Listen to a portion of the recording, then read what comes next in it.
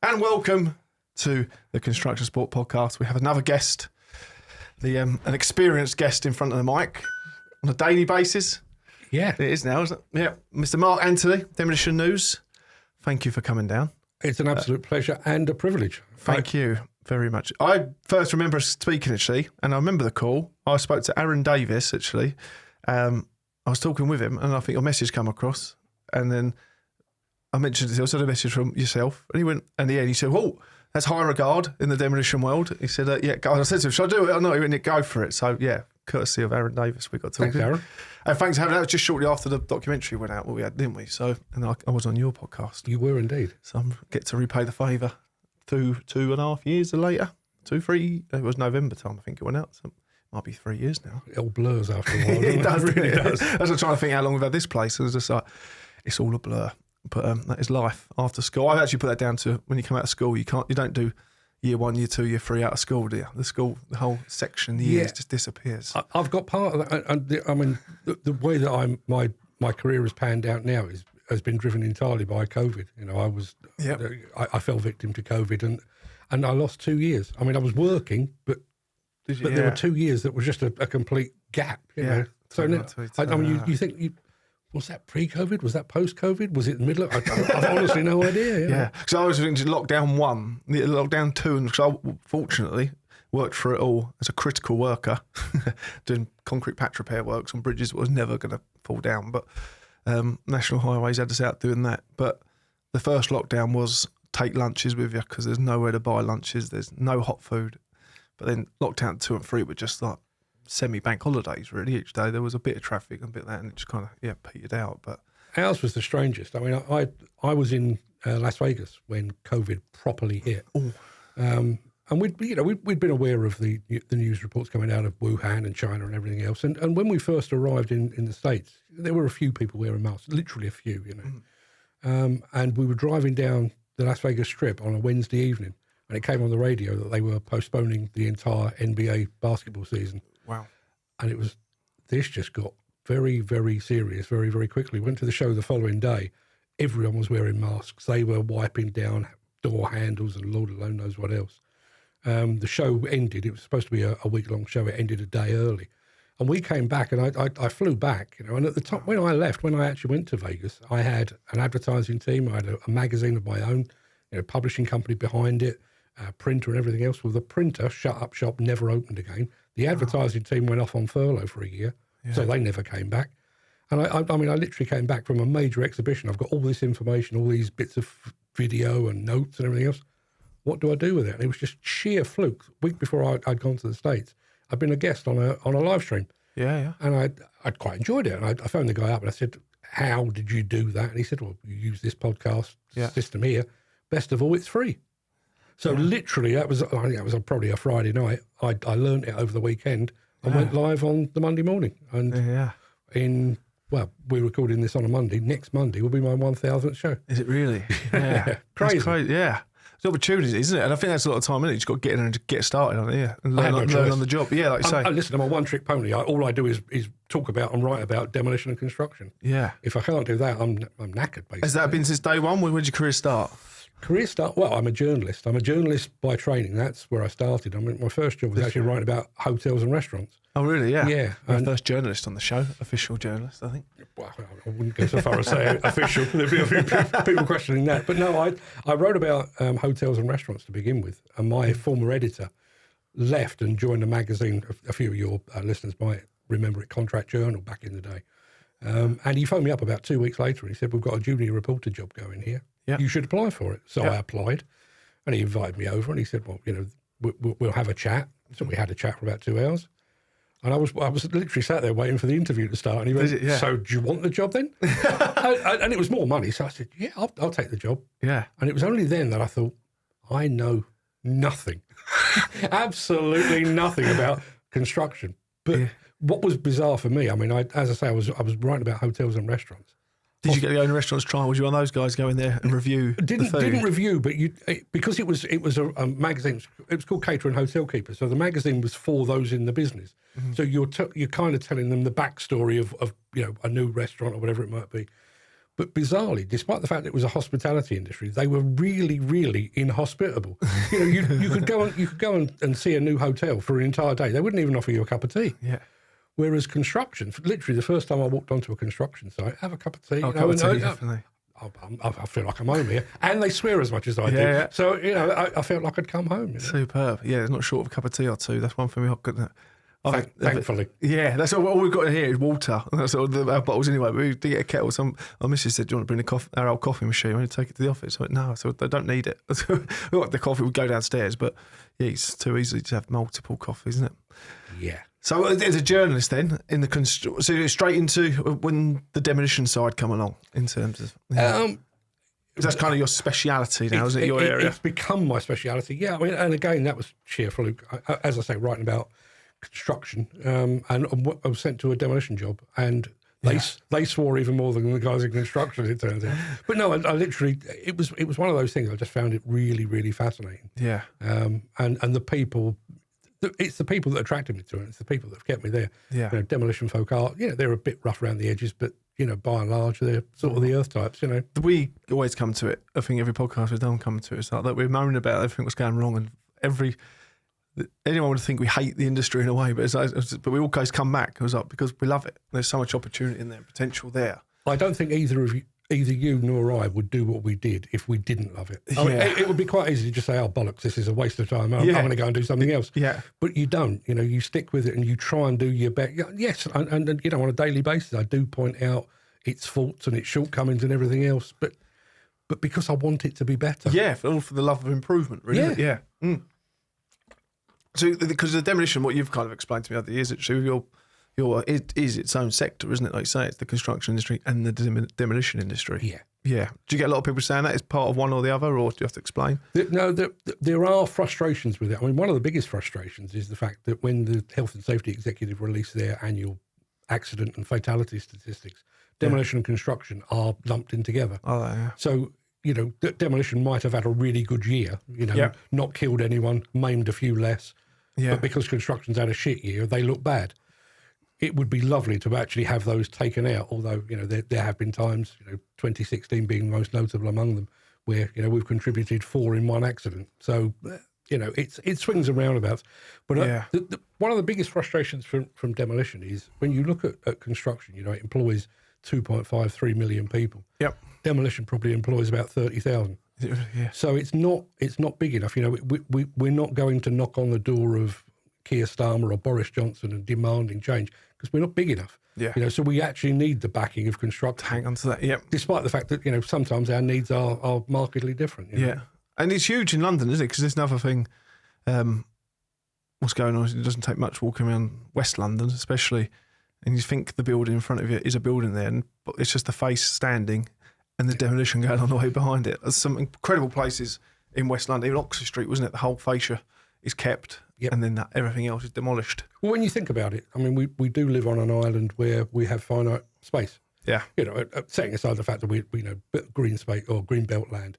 But when you look at somewhere like London or Birmingham or Manchester, there's only so much space. So if you want to build something, you've got to get rid of something first. That really, and for as long as anyone can remember, that's been the case. The issue we've got facing demolition now is the fact that there is a move against that. Yeah. This idea of let's keep it standing, protect the embodied carbon within that building, and refurb and retrofit it, which is fine, and I understand that. Yep. I think it fails to recognise what demolition does contribute, but when it takes apart a building, that material from that building is then put back into the market, which is one thing. But also the refurb and retrofit market is relatively new. Mm-hmm. When you look at all the training and the accreditation and the administration and the bureaucracy that is built around demolition, refurb and retrofit doesn't have that yet. Yeah. I could point at pretty much any demolition company and think, they're good at what they do. They know the dangers. They know the risks. Yeah. They've covered all of that. I can't yet look at the refurb market quite the same way. Yeah, I'd never been infrastructure was kind of my background, the railway and some of the highway stuff, and then got speaking to a lot of companies in London that we have the last few years, and this fit out world is all new to me, and I was like, couldn't believe it, the amount of businesses there. And a business would come along to us and be like, hey, can you come and speak? Go in there. I go, Christ, this is a big established business here, and a lot of jobs going on. I've never heard of. Who are they? And they've been going like 2 or 3 years and absolutely flying. And then gone. But when you think about the inherent dangers within a building, if you're thinking about demolition, for example, you've got dangers of things like asbestos, PCBs. You've got dangers of falling debris and all that kind of thing. Yeah. Well, the demolition industry has built systems to negate all of that. Yep. The newcomers may not have done. Yeah. And I do think the number of times I look at this industry and just you see that we react too quickly. Mm-hmm. For example, I mean, I spend quite a lot of time talking about construction equipment. Yep. And there is this drive to do away with diesel fuel, be zero emissions by 2050, which is on paper sounds fantastic. I'm all for it. Yeah.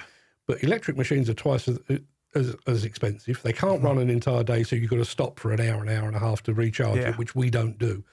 Hydrogen, there's a promise of hydrogen, but we don't know where we're going to get it from. We don't know how much it's going to cost, how much the machines running it are going to cost. Government don't know what they can take out of it either, do they? Yeah. Exactly. So yes, we do need to fix a problem, but in fixing a problem, are we creating another one? Yeah. And I, as I say, I go back to the demolition to refurb. Maybe deconstruction is the way forward. Mm-hmm. But do we really want to put people in danger to do that? Yeah. My personal feeling is no, we really don't. Yeah. The main thing with the electric diggers we've seen, I think it was early on, wasn't it? It was very beneficial in the tunnelling world, and when there's when the fumes, you can cut that all out, and you can almost take a lead down to it. But then it almost created all that. They spent years and years taking leads out of the industry for people to stop tripping over, and now you've got these leads over every fucking footpath there is in London. I mean, you've just hit the nail on the head. Yeah. We had a situation a while back where we really started within demolition. We really started to drive recycling. We would recycle anything. If it moved, we would recycle it. Yeah. Because there's profit in it. Mm-hmm. Every little bit of metal or plastic or glass or timber, if we can salvage that, there'll be a market for it in one way or another. The problem with that was, it became the overarching thing. So we'd taken years, we'd invented Brocks and high-reach demolition machines to take man further and further and further away from harm's way. We now insisted, we need to refurb or recover all those little bits of metal and everything else. So guys, back on site, go and scrabble around in the dirt, and you're going to get cuts and grazes, shit in your eye and that kind of thing. So we've worked for decades to make it safer and then just gone, but recycling, get back in. Yeah. It makes no sense. Look at the bigger picture, fellas, It's almost, I spoke to a neighbour of mine the weekend, and he's works for Fords. And I said, so has your job changed much with Trump coming in? And he said there was a whole project on a certain vehicle, whole new vehicle launch coming out, it's completely scrapped. It was electric. Where Trump's just gone, no, don't worry about that anymore. We're not worrying about this. So it makes you think, well, you don't know what's coming tomorrow, do you, with Trump? I suppose this is one of the things of it. No. But how big a part that is, the political side to it. And as soon as someone just says, no, we're had enough, it just changes the whole face of it all. And I mean, listen, you must see this even more often than I do. Politicians are so far removed. I mean, I do think, the demolition and construction leadership are a very long way removed from, the muck and bullets of site work. Yeah. But I think politicians even more so. They make these pronunciations. We're going to do this. We're going to be zero emissions by 2050. Yeah. Okay. How? Yeah. Have you thought about that? I mean, to the point where they've made that announcement, and it was a good 5 or 6 years before they went back to the industry and said, "So, how should we do this thing?" And one of their proposals was tethered machines. In other words, you've got to plug them in. Well, like you're saying, in a tunnel. Or if you're loading ships by a dock and you've got a machine that's just in one static place, absolutely fine. Plug it in, not a problem at all. Demolition site, you've got people and machines going back and forth. Doesn't work. Yeah. And they're seriously considering that, Just where's it? Yeah. It's like that's where we want to be. There's our destination. Never mind how we get there. And net zero, they got put back. It was 2030 at one stage, was it? Yeah. Yeah. Almost 2050 now. They're going to, or is it 2040? No, it is 2050. But when you think about, particularly with equipment, the lifetime or the lifespan of a piece of equipment is probably 5 to 10 years. Yeah. So in absolute truth, by 2040, diesel will be knocked on the head, and we'll be having to do something else. Yeah. It'd be amazing if they do, don't they? Listen, as a journalist, as somebody that writes about this stuff, it's fantastic. I've been doing it for 35 years. There's never been a period of greater change in my entire career. Yeah. So from that perspective, it's fantastic. And there's, the manufacturers are falling over themselves. JCB with their hydrogen, Volvo with their electric. It's fantastic. Yeah. But practically, Yeah, I mean, we've been true to ourselves, sort of thing, is it? Yeah. Well, when you think about, you spend enough time on site. You've been on one this morning. The average excavator operator, he'll start work at 7:30 or whatever it might be, and by and large, they won't take a break. They might stop and swill a cup of coffee down. Don't even get out the machine. Just sit there and eat their sandwiches, and they'll work from 7:30 till maybe 6 in the evening, maybe a bit less. Yep. But they will not stop. Yep. You've got an electric machine. Round about 12:30, you've got to go and put that on charge. And now you've got to sit there and twiddle your thumbs for an hour and a half. Yeah. So for one thing, is your average excavator operator going to be happy with that? Is his site supervisor going to be happy with that? And what happens to the client? Yeah. We want this job done in 2 weeks. Well, actually, it's going to take 3 because machines are parked up. We're just being shoved up on them. Yeah, and especially moving machines around. Where's the charging area, isn't it? And if you got,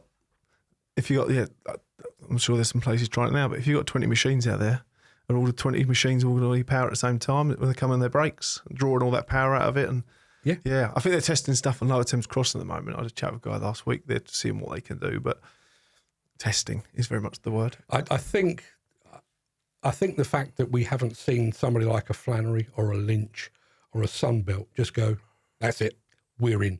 We're going to jump in. We're going to take first mover advantage. We're going to have 100, 200, 500 machines, all electric, because we believe this is the way forward. They've taken 1 or 2, and that's it. No one's, Which proves that it doesn't quite stack up yet. No, I'm not sold, not even on the car front. I've not got there yet. I keep wanting to get run over by them. So quiet. Because they creep up on you. That was how I thought it was a swarm of bees at one stage, little Tesla reversing. But again, I mean, there's another thing that nobody seems to have considered. I mean, if you walk around a site, you hear a telehandler or a backhoe loader coming towards you. 100%. You take the sound out of that. There's a beauty in that diesel engine. There is. I mean, we could do without the black smoke, but at least it ain't creeping up on you. Yeah, 100%. You touched it just then, 2016 with the fatalities in the demolition world. So that was Didcot, as we briefly mentioned before we started. What was Didcot, Mark, for the people out there who aren't aware of it, and himself in the details of kind of what happened at Didcot and where it is today? So there were 2 power stations at Didcot, Didcot A and Didcot B. And as part of this large boiler directive from the EU, which we were part of at the time, we decided, along with our European cousins, that we were going to do away with all the fossil fuel plants. Yeah. Didcot A was fossil fuel. Where is this, up north? It's up Oxfordish. Okay. So around sort of Thames Valley-ish. Yep. So, that along with 25, 26 other power stations were basically earmarked for closure, decommissioning, demolition. And sure enough, it was earmarked for demolition. And on the 23rd of February 2016, a bunch of guys, including 4 that we're going to talk about, went on to that site and never came out again. Basically, the boiler house partially collapsed. 20,000 tonnes of steel fell on 4 guys. One of the guys was recovered instantly because he was like on the very periphery of the collapse. But the other 3 bodies remained undiscovered for nearly 7 months. And even now, I've talked about this a lot. I've written about it a lot. I've broadcast about it a lot. I still struggle to get my head around that. We're not talking about somebody stranded on Mars. We're not talking about somebody stranded, in the San Andreas Fault. We're not talking about the bottom of the sea. We're talking about Oxford. It's up the road. It's in a town with a railway and a McDonald's and stuff. Yeah. And 7 months to recover 3 bodies. That didn't even take. I'm not sure on the actual truth, the facts in it, but 9/11 must have been cleared quicker. They didn't hang about there, did they? When they cleared the Twin Towers. Well, 9/11 was quicker, but a lot of the, without being overly graphic, a lot of the people that died in there were basically vaporised. They weren't really. But I mean, what they recovered from Didcot were, 7 months later, they were bodies. I mean, as I say, not wanting to be too graphic, I don't know what is left after 7 months. Probably not good. Yeah. But 7 months, and then to compound that with the fact that we are now fast approaching the 10th anniversary, and the investigation into that is still going on. It's still pending. Huh? Yeah. And that's who's in charge of that investigation? So Thames Valley. It's Thames Valley Police. It has primacy on it, but it's a joint Thames Valley Police and Health and Safety Executive investigation. So on the day it happened, I got a phone call. I got a phone call. I was driving down the M11 got a phone call to say there's been an incident at Didcot. And I'd been there. I'd been there a couple of times with the demolition contractor. Did you know straight away this is big? No, that was the bizarre thing. I mean, I heard, there's been an incident, but literally my first thought was, I've been there. The guys that are doing the work there, they are top drawer. There's no way it could be anything demolition related. By the time I got home, phone lit up, and it quite clearly was. And I got a phone call at 10:30, 11 o'clock at night from Sky TV. Oh, wow, yep. Can you be up here at sort of 6 o'clock in the morning? Yeah. So I went up there. And by the time I got there, the Thames Valley Police and the Health and Safety Executive had basically thrown a cordon over it. There was nobody going in or out.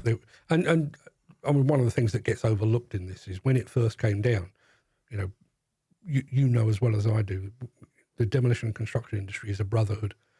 And there were guys on site there who just saw that come down. Yeah. And they wanted to get in there and get their mates out. Yeah. And they were prevented from doing so. Now, in absolute truth, 15,000 tonne of steel, they're not getting them out. But they were prevented from doing that. Yeah. And then about another 6 months later, the remainder of that boiler house was brought down by explosives. They still haven't recovered the bodies. So, that compounds it. And then to compound it even further, as I say, this investigation has just gone on and on and on. Every anniversary of the initial accident, there's another very sort of trite, cliched statement from Thames Valley Police. We're working closely with the families and we understand and we're making great progress. 10 years, guys, you're not making any fucking progress at all, are you? And the biggest issue with it is, and I went to Japan in 2019. What's that water if you do want to cheers. I went to Japan in 2019 as part of a study tour, an EDA, European Demolition Association study tour, and literally touched down in Japan, did the introductions and we all bowed at each other and everything else. Yep. And literally one of the first guys that I met, through an interpreter, said, Didcot, what's the deal? Really? Yeah. And I said, well, I told him everything that I knew. I said, why do you want to know? He said, you guys are looking at this as a UK issue. That closing and decommissioning and demolishing of fossil fuel power stations is global. We had 25, 26, 27 here in the UK, 1,500 around the world. Fuck.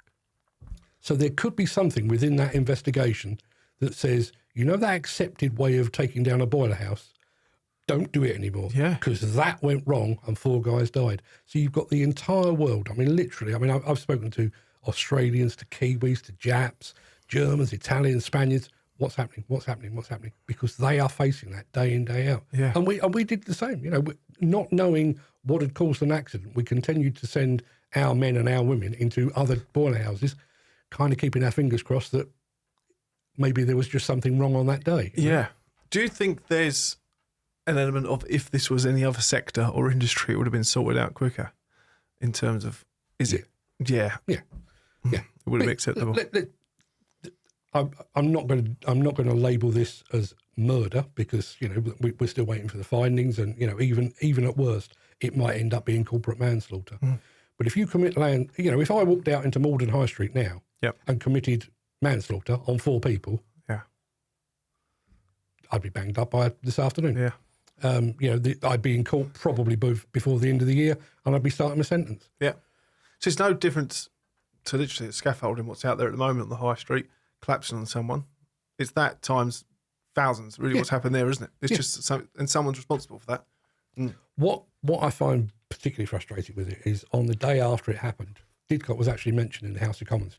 David Cameron, our thoughts and thoughts and prayers and all that kind of stuff. And there was a few MPs at the time who sort of stood up because a couple of the guys were based up in Yorkshire. So there's a Rotherham MP who, this is terrible, how tragic. There was a couple from Wales, Wiltshire MP, this is terrible and tragic. Yeah. Where the fuck are they now? 10 years on, those families are still struggling. I mean, and to make matters worse, there's 2 that I can think of off the top of my head.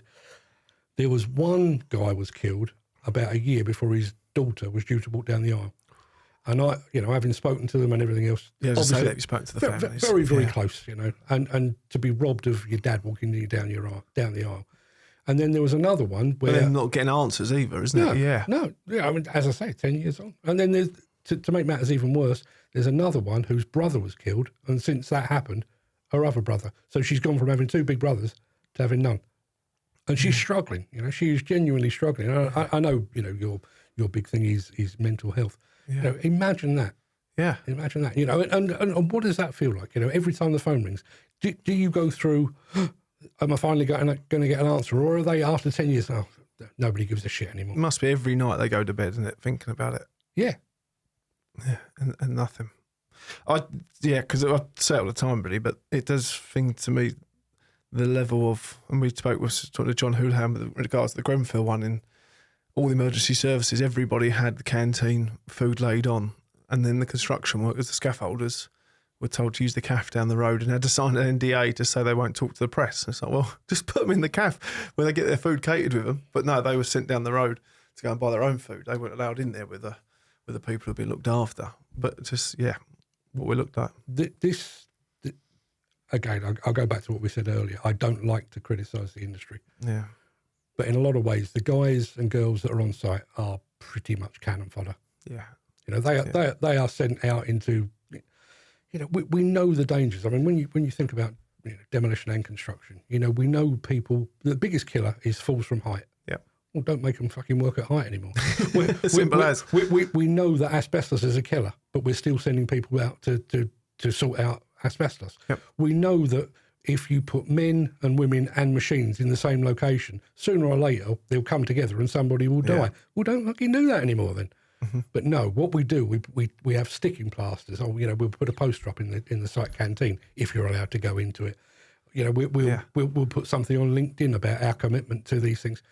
That's not making any difference. Just creating a grey area, isn't it? Every time, isn't it? Yeah, there's like black and white. Just keep it black and white. Which I mean is absolutely. I mean, if you can't look after their physical health, which quite clearly we can't. We're losing thousands to asbestos. We're losing hundreds not hundreds, but tens of people, through accidents and fatalities. So your issue about mental health. I mean, it's so far off the shopping list that nobody even gives a toss. And like you say, especially with the amount of families behind the scenes as well. So like the actual people who have been affected by construction-based mental health. And again, looking at all that, you say the traumas of all these families, and that's where I think we've got to get me high horse of it, about the trauma. And are we actually doing anything to pay attention to the trauma or what's happening to anyone and everyone in the sector, isn't it? Because like, even you, I'm sure, as a journalist, even though you wasn't there when Didcot happened, I'm sure it's affected you and it's had your darker days. Everybody gets hit by it along the way, doesn't it, in terms of a traumatic incident? It's it's an area where I really tread very, very carefully, because I'd been there. I was there the day after. For the first 6 or 7 years, I went back every anniversary on my own. Not as part of I didn't go and meet anyone. I just went and sort of paid my respects and everything else. It's gone now, so you can't even find where it all happened anymore. So I stopped doing that. But it has become. I wish it hadn't, but it has become like the defining moment of my career. It's my 9/11, and I mean I've actually said to a couple of the families, I mean I'm 60 years old now. I don't particularly want to retire anyway, but I'm not going anywhere until that's resolved. Yeah, and I will continue to be a pain in everyone's ass until somebody says that's what went wrong, that's why they died, this is what we're going to do about it.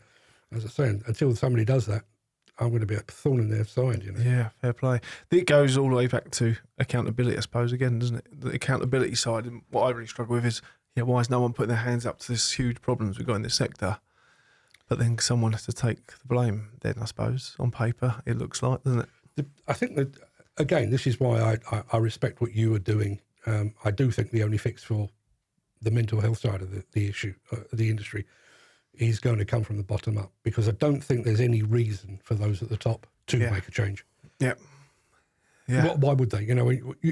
If you accept the fact that they see the workforce as expendable, why would they fix the problems they've got when despite the skill shortage, full well that if somebody dies on a site through an accident or through a suicide today on a Monday, by next Monday they'll be replaced. Yeah. So why would they give a shit? And there's no big, right, like how many companies have invested big money, I'd imagine, into net zero and all that stuff, and into the carbon footprints and social value as a whole. But in terms of actual mental health and construction, I'm yet to find a company or an organisation or anyone in the industry has gone, right, we're putting £1 million aside here to really invest into our workforce. no one's done it yet. What value is social value if you can't even take care of your own workforce? Yeah. Never mind taking care of the community and employing local people and looking after the environment. If you can't look after your own people, everything else after that is nonsense. Yeah, it is. They're literally that. How can I didn't really click onto the social value button for a while, and funny enough, would have been when we got introduced. The poster documentary that went out for us. The guy who's the head of social value for the new hospitals trust for the NHS got in touch, and I went and met him at NHS headquarters at Canary Wharf. It was very official. There was all scanners and everything. I went in there. I thought, what has happened? I'm literally going to be taken. I said something. I'm disappearing. But I sat down with this guy, and he literally said to me, he said, social value and the way it's calculated and all this, what you're doing is perfect for the new hospital program going forward. And I was like, I don't know what you're even talking about with social value. And he's like, it's all about, I said, I know about in terms of going to sort out the local greengrocers and delivering some fruit and veg to schools or whatever. And he was like, no, but this all goes back to actually, just looking after your staff and looking after people and giving them the opportunity to address mental health. And I was like, oh, brilliant. Now, ever since that really informative chat with him, I've not seen anything like that kind of led by the industry. And it's always kind of... Unfortunately, all of it is horseshit.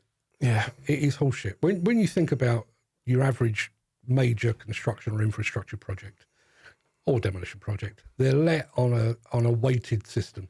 So, we'll look at all the various bids that come in and we will judge them based on social value, environmental care, experience, competence, training and all those sort of things.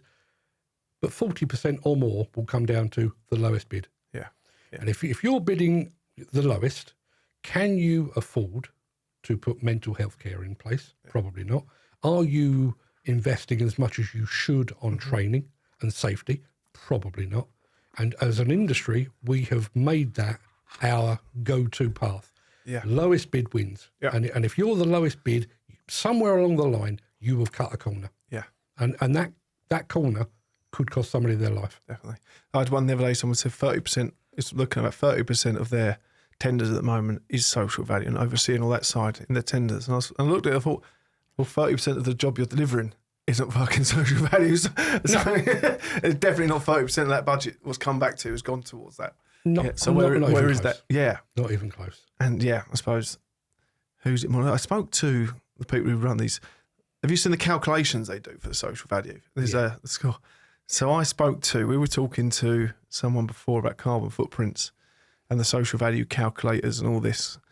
And I said to them pretty much, can you give me a cost per head of social value that we kind of calculate for each person that comes and plays football with us? So you've got one individual going to play 90 minutes of football with us over the best part of, say, half a day, allow half the day out of the company or whatever, and they play football.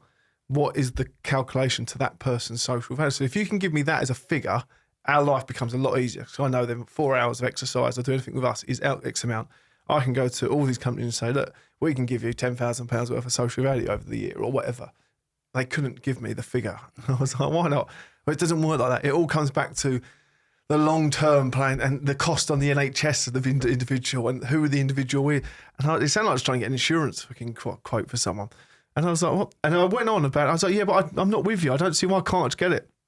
And they said, well, our package that you can sign up to, it starts at £5,000 a year. Once you get into this, we can really get into explaining to you how that works. I was like, of course, yeah, £5,000. And they literally had, and we've had 2 or 3 companies in different areas.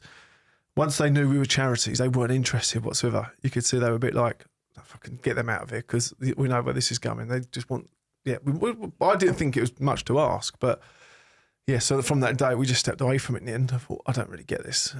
This industry has got itself in a loop now where there's a huge gulf between what they say they do or they're going to do and what they actually do. Yeah. And when you think about all of the various aspects of that, I mean, I don't know, I saw one of your LinkedIn posts a little while ago. I think it came up as an anniversary thing. We know full well that we need more women in construction. Yeah. Not as a tokenism thing. If you've got I don't know about the women into construction. Yeah. Just because I was talking about it last week and it was a year ago, wasn't it? Yeah. So, yeah. But you know, I'm not one of these that believes we should just take a bunch of women off the street and say, hey, there's your heart attack, crack on. Yeah. You know, if you've got a woman and a bloke going for the same job, the best person should get the job. Not because she happens to have a set of ovaries. But so saying that, you know, they're 51% of the population, but they're 14% of the industry. Yep. If we could get more women into the industry, we could help alleviate the skill shortage. Yep. But in order to do that, we need to do something at ground level where, you know, you've got sexual harassment and misogyny on site, which we all know happens. Yeah. You eradicate that and you will get more women in construction. Yep. But no, what we actually do is once a year we go on LinkedIn and we put up the photograph of Betty from the office, the one and only woman we can call upon, to say, oh, look, you know, we're doing our bit for women in construction. Yeah. Well, she's been with you for 10 years. She's the same bird you pulled out last year. See, you ain't doing shit. I get named and shamed at the one come out. Someone we both know, I won't say the names to trouble. She literally said, I can't believe that you're using it again. That was your picture from last year. It's a recycled photo a year on because they haven't done nothing. We've got to a point now, even our end, we keep saying it quite loud actually now, we don't push women into construction, but what we do is show our photos of every event we do. And it's starting to even out. We're getting close on. We had an event a few weeks ago, it was 50-50. There's always women on the walks we do. I had a meeting the other day about the management side of the charity and how we're doing that. It was 90% women in the call, women on the call. I put a complaint in. I said, I'm not having this. We need to even this out. Men are in the minority now. But it was just fun and games. But I was like, it's really taken over and it's healthy. I said, but at the same time, no one's talking about it. And it's just, let's just let it happen. Create a nice environment. And it happens naturally. But I know we got that women into construction thing. That's been on my mind for the last year, really. With all when it all kicked off last year with on the Tools Awards and all that kind of stuff. And now I'm like, hang on a sec. All this about we need to help these women into construction. But why, as an industry, let an entity what's been going for 12 to 14 years just disappear overnight? How has that been allowed? Surely there's 12 years, a decade at least worth of data and evidence and business cases and a reason why that should not be allowed to shut down, isn't it? But it was obviously just... Because they don't care. No, exactly, yeah. So no one was actually really in it, was it? Yeah. I do think that the whole notion with women in construction, I've said about mental health, I do think that's a bottom-up. It's a solution. It's a problem that can only be solved from the bottom up. I think women in construction, or putting more women in construction, is bottom up and top down. Yeah. And unfortunately, I don't think we've got I don't think we've actually got a mix of either. Yeah. You know, when I can go along to a demolition industry event, and you know there'll be 100, 200, 300 people in a room, and if there's a woman there or somebody with brown skin, chances are they're serving drinks. Really? Yeah. Yeah. You know. And there is this notion of an employment bias. You tend to employ people that look and are like yourself. Yeah. Now, you know, I could point out the fact that there's 3 young blokes working in here today. Yeah. And they're all white. And, you know, there's no women here. There's no brown skinned people. I mean, you're a small team and everything else. But you widen that out. He's French. He's half French. I get every podcast. It comes up. I knew there was something sketchy about quarter Welsh out there, and Katie who works with us isn't here in the end. Yeah, but when 100% on the face. When you think about that, you know, if you went to a meeting of Build UK, despite the fact that they've got a female head, you know, you actually look at the chief execs or the financial directors of Mace and Lang O'Rourke and Balfour Beatty and all these. Guarantee they're white. I guarantee they're male. I'll guarantee they're heterosexual. Well, the leadership health and safety meeting we went to the other day, a few months ago, it was, as you say, the white men, white older men as well. Yeah, all these guys, just top chiefs. I actually got something sent to me the other day, but she ordered the top, the wage packets and salaries of the tier 1 CEOs, all the information and all that, and it was just men all the way through, all coming up to retirement. Yeah, just cashing in. And there's a double-edged sword there. It's not just the fact that they're white, you know. I mean, and listen, you know, we are a predominantly white nation. I fully understand that. And traditionally, demolition construction has been a male industry. I fully appreciate that. But sooner or later, something has to give, and age is a key thing. You know, I'll give you an example. And this is not gender related. This is race related. My youngest daughter was fancied herself as a bit of a singer, went off to music college. Yep. One of the first jobs she was given was she had to write and perform a piece of music for an open day, you know. So she'd done it. She got together with a guy, I can't remember his name, but one of the guys in her group, who was a guitarist. They'd written it together and everything else. And we went to see them, and you know, it was really good. I was very proud of her and everything else. But I said to her afterwards, I said, you didn't mention that the guitarist was black. Yeah. And she went, why would I? Yeah, why would you? You know, now I'm 60 years old. Yeah. I know better, but but unfortunately, we've got an entire industry of that. You know, you know, we need to fulfil this role. Yeah. Well, it'll be a white person then, a white bloke. Yeah. Well, there's a really good black fella who's like, okay, maybe. There's a woman.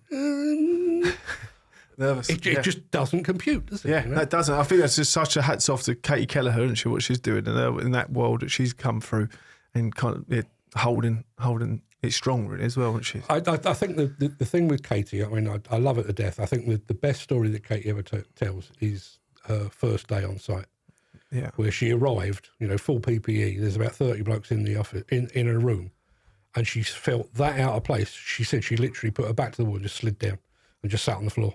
She's like, has that changed? Mm. You know, regardless of women into construction, you know, all these various campaigns, the work that Katie has done.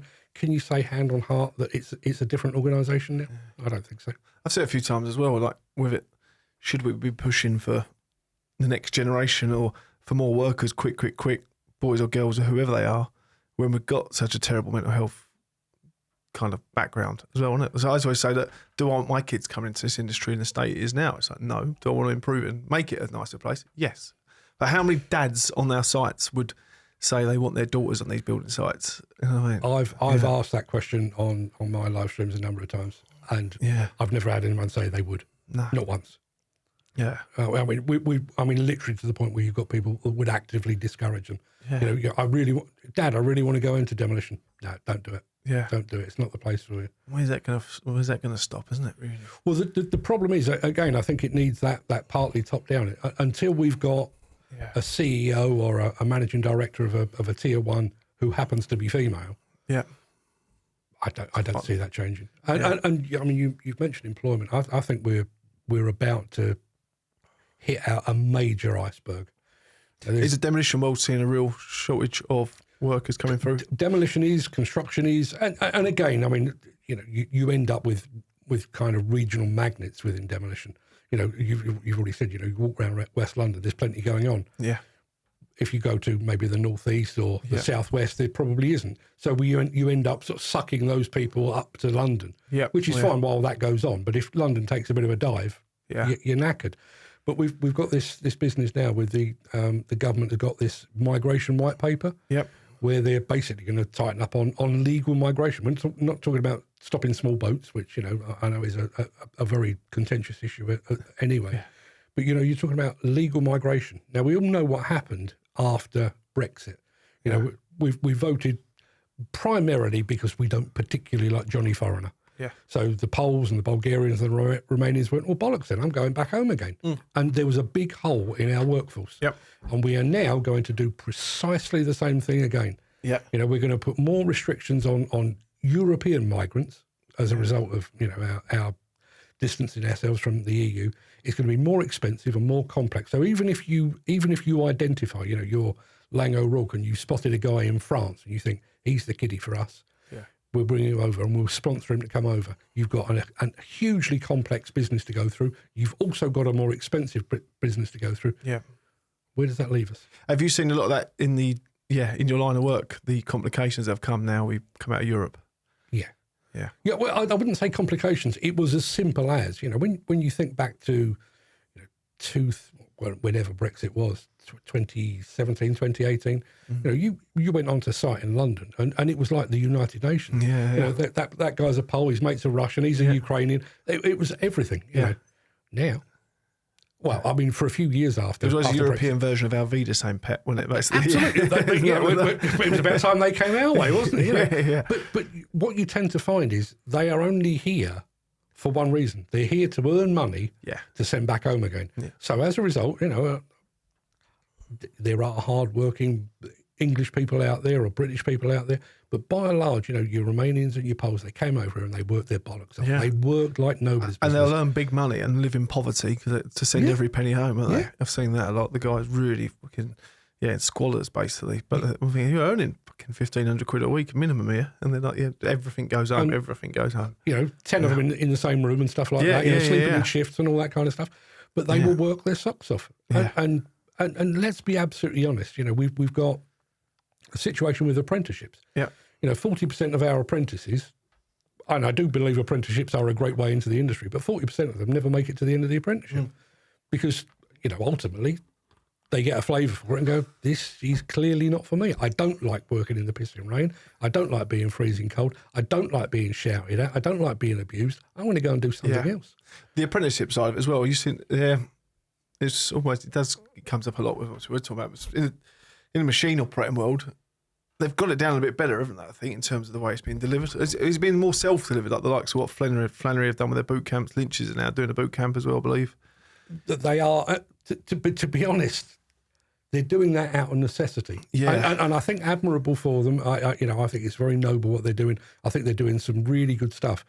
But bearing in mind, all of us, I say us, it's not me and not you, but this industry pays into the Construction Industry Training Board to the tune of hundreds of millions of pounds. Yeah. That's what that is supposed to do. The only reason that Flannery's and Lynch and Sunbelt are doing these things is because the powers that be aren't. Because they've got the government's funding that directly with them companies. Am I right in saying? So the boot camps have been funded by.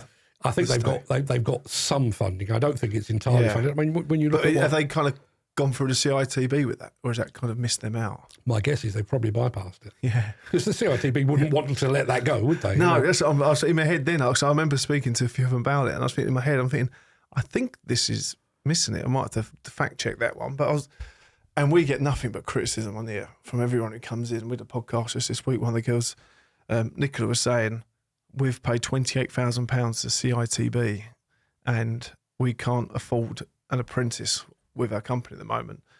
And we've got to pay the 28 grand, but we're kind of saying that per year, can we just not pay you the 28 grand, do our bit for the next generation and just employ someone with that money? But it's like, so we're giving it all to them, and they were claiming it all back and through the ways they could. And now they've got one site manager who's just gone through a few courses.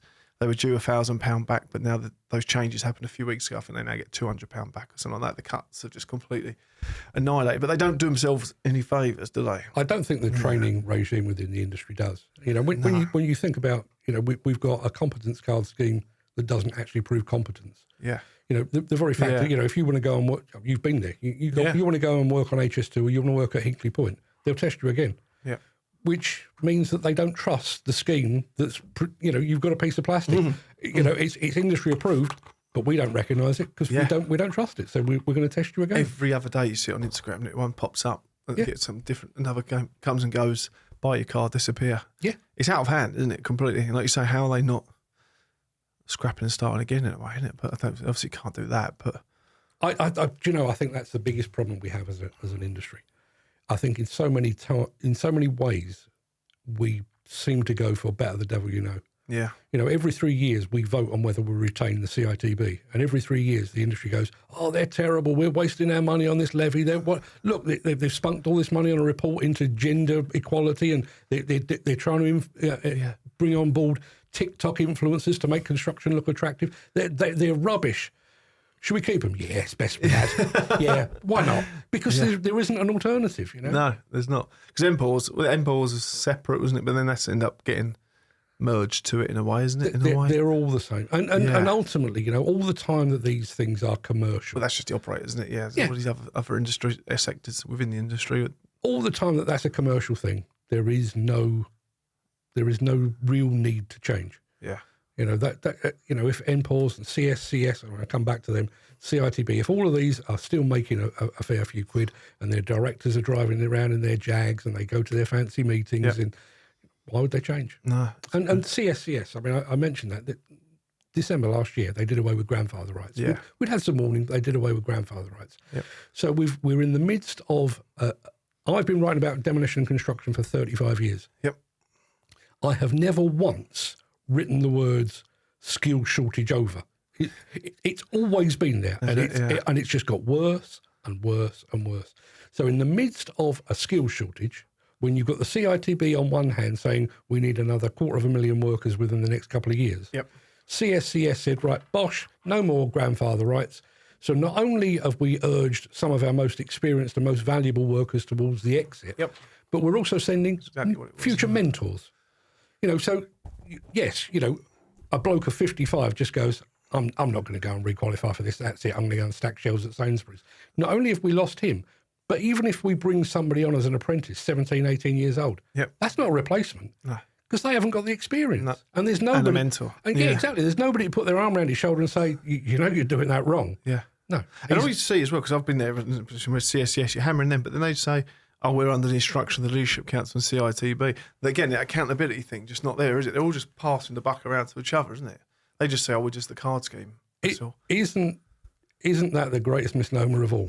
Construction Leadership Council. Yeah. When was the last time you saw any actual leadership? Yeah, this is it. This is where we reversed out of it. It's a little thing I've done a little while ago, but they asked us to support. It wasn't that mental health project that we got involved with, what was due to go out in August and then going out in September, and now we're here in September. It's still not there.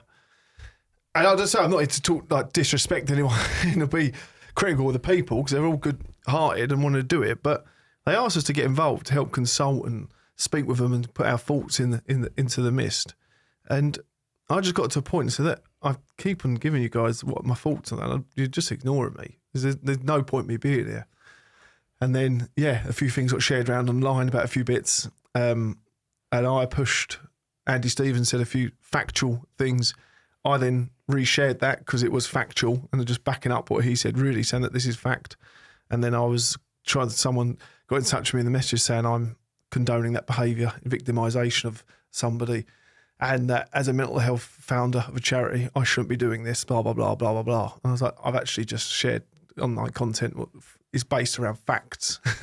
Okay, there was a comment in there about said person, but that's what it is. I'm here to share that Andy wasn't lying about what he was saying. This is the whole what it was. So I put the voice out to back myself up. But the idea of it was mates in mind alongside the Tier 1 leadership group, Tier 1 health and safety leadership, Tier 1 health and safety group, what's separate, and then the Construction Leadership Council. So it's like 3 entities there. And I was just saying, like, well, what is this? So we bring it all together. Now, I'm not even part of Mates in Mind. I know they're a charity, but they've got us underneath them. And what we were then told, I'll be just part of a subgroup. I wasn't qualified enough to be in the superior group. But I just said that I don't think we should go out to the industry with whatever this is, because it just doesn't look like anything. It looks like it's half thought about. We're going out to the industry to say, by the way, guys, can you please let us know what you think we should do? I was like, I get that in a team of 4 or 5 of you, if you're special forces, or even in a football team when you've got your positions and you are master in your craft, you go to them and go, okay, as a leader, I need you lads to let me know, what do we think? You don't go out to say like 2.5 million people and say, what should we do? It don't look good, does it? But I'm really struggling to get my head around what is the point of them. The fact that they're not actually registered as an entity, as a company, as a charity or a CIC, there is nothing there. I can only think that is to prevent them being held accountable for anything. I might be wrong. There might be a reason for them. They're yet to tell me there's a reason why it's not registered. But you mentioned at the very top of the conversation the fact that you were granted critical worker status during COVID. Yeah. Think back to COVID. I realise people have different views on it, and I realise there's a lot of water gone under the bridge since then. But you've got the Prime Minister of the nation coming onto the TV saying, stay at home. Yep. Don't go and see your family. Don't care how old they are. Don't care how infirm they are. Don't attend funerals. Don't attend weddings. Don't mix at all. Yeah. Now, I realise he took his own personal views on that and carried on anyway. Yeah. But, the message was strong, wasn't it? The message was very, very strong. Yeah. And the Construction Leadership Council and those behind it went, construction, we've got your key worker status. Run along into these disease-ridden streets. Yeah. Enjoy yourselves. Yeah. But make sure you stay 2 metres apart. At which point, surely the industry would have gone, hang on a minute. Yeah. Everyone's staying at home. What are we, like the canaries in the bloody coal mine here? We're sending us stuff. And that's exactly what they did. Where's that leadership? Yeah. And who is that leadership for? Is it leadership for the industry to protect our workers?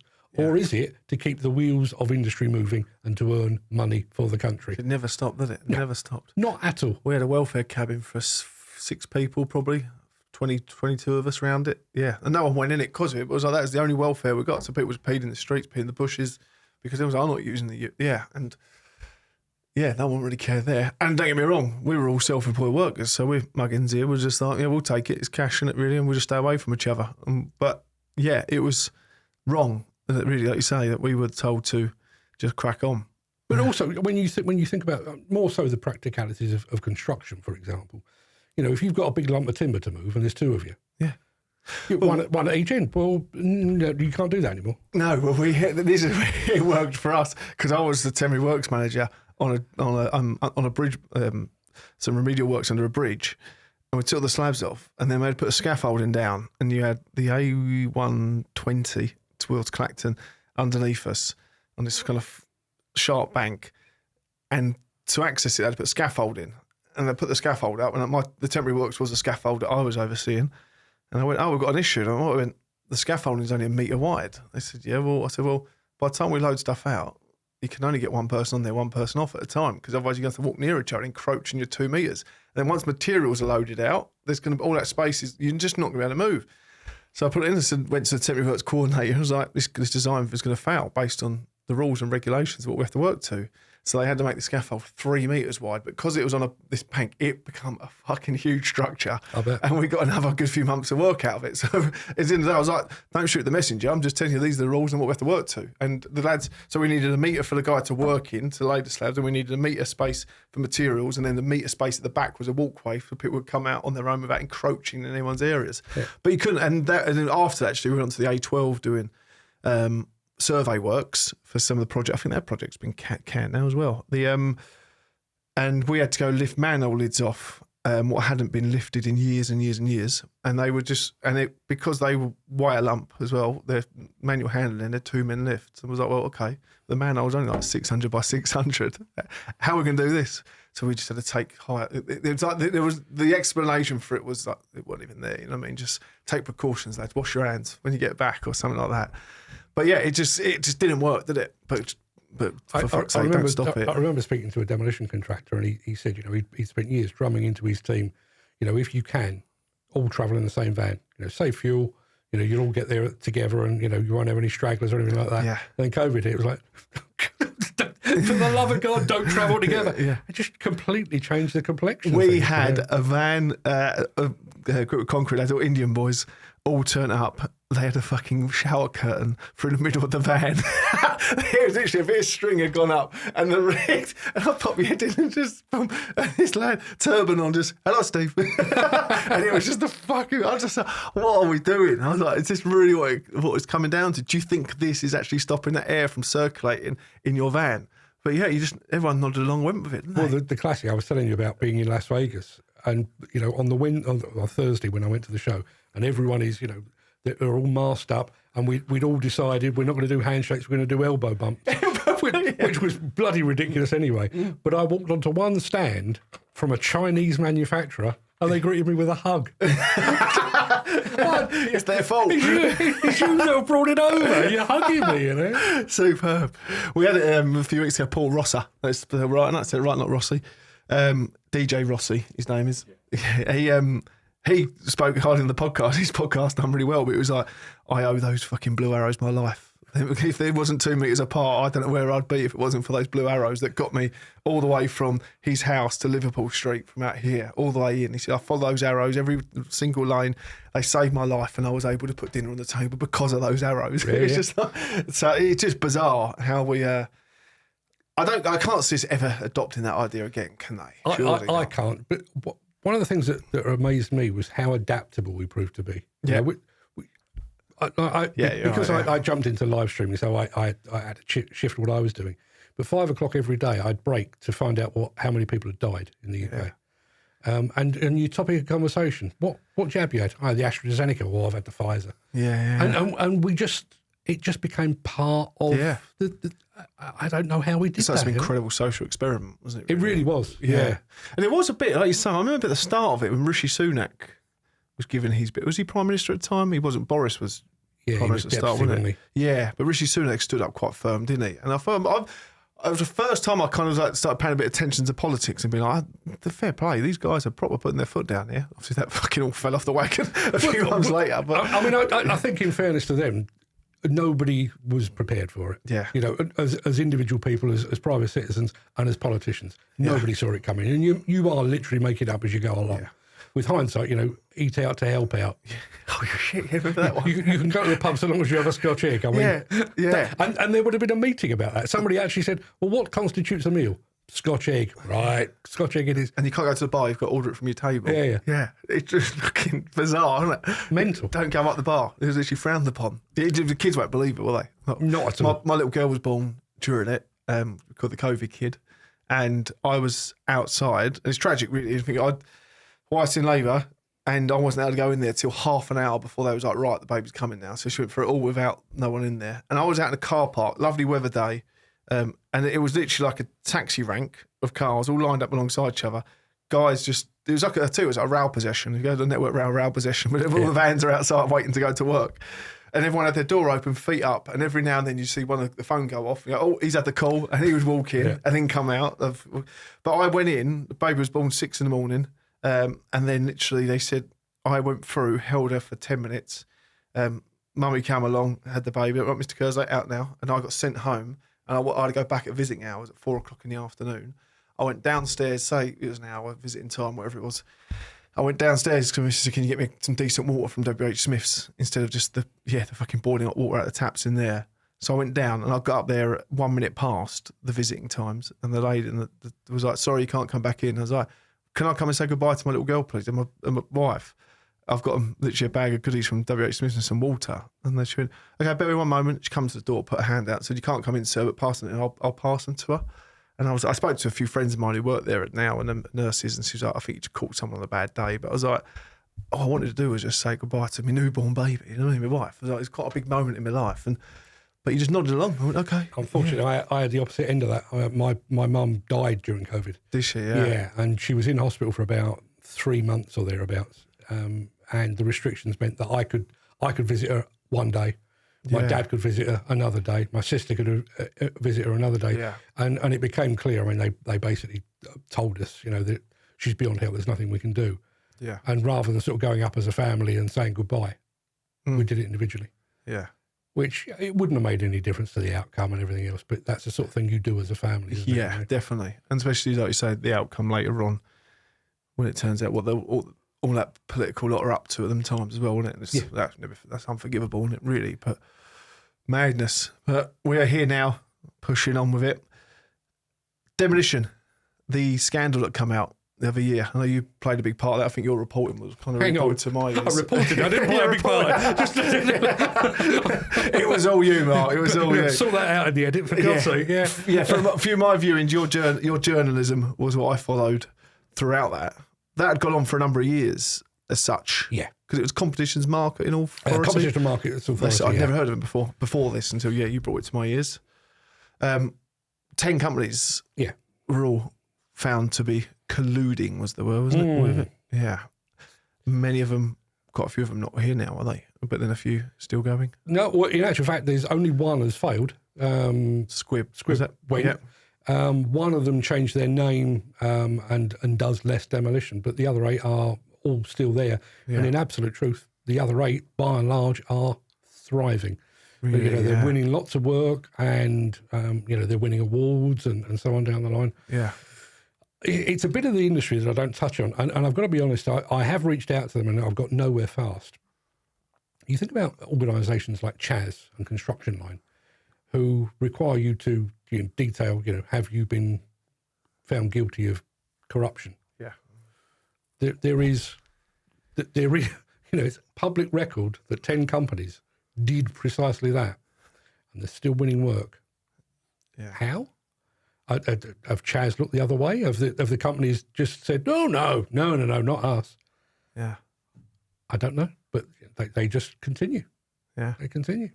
Has there been many staff moved around who are involved with it as well? Kind of. Not so much. No. Oh, yeah. No more than usual. No. I mean, we lost, I think, 4 or 5 directors were banned.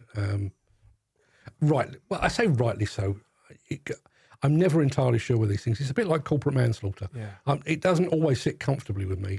If the CEO or the managing director had been handing over brown envelopes, then it's a fair cop pow and away you go.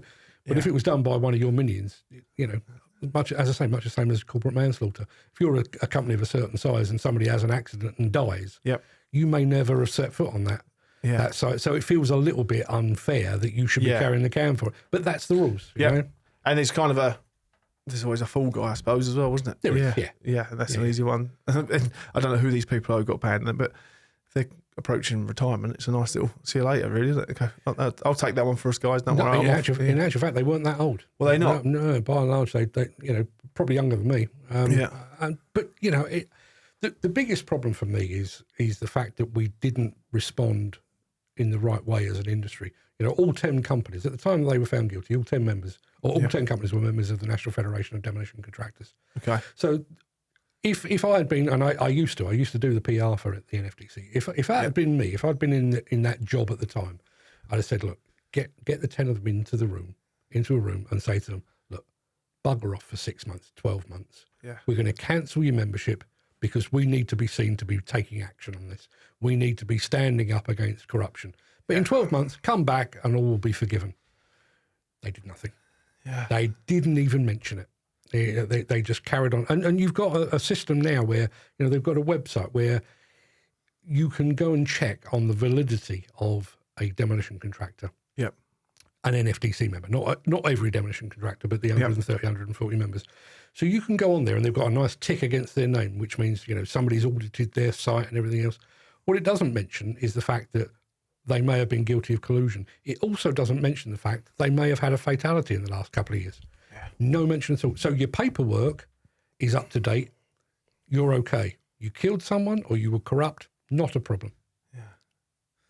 Yes, it's strange, isn't it? It's the whole, I see it a lot. And off the back of the CMA one, because there's been a few, the CMA are now moved on to other sides of the industry as well. Yeah, well, demolition wasn't hire one as well. Yeah, demolition wasn't first. I mean, demolition came after. I think they did one on a roofing, and there was some concrete products, like concrete pipes and stuff like that. And they did some director bans there and everything else.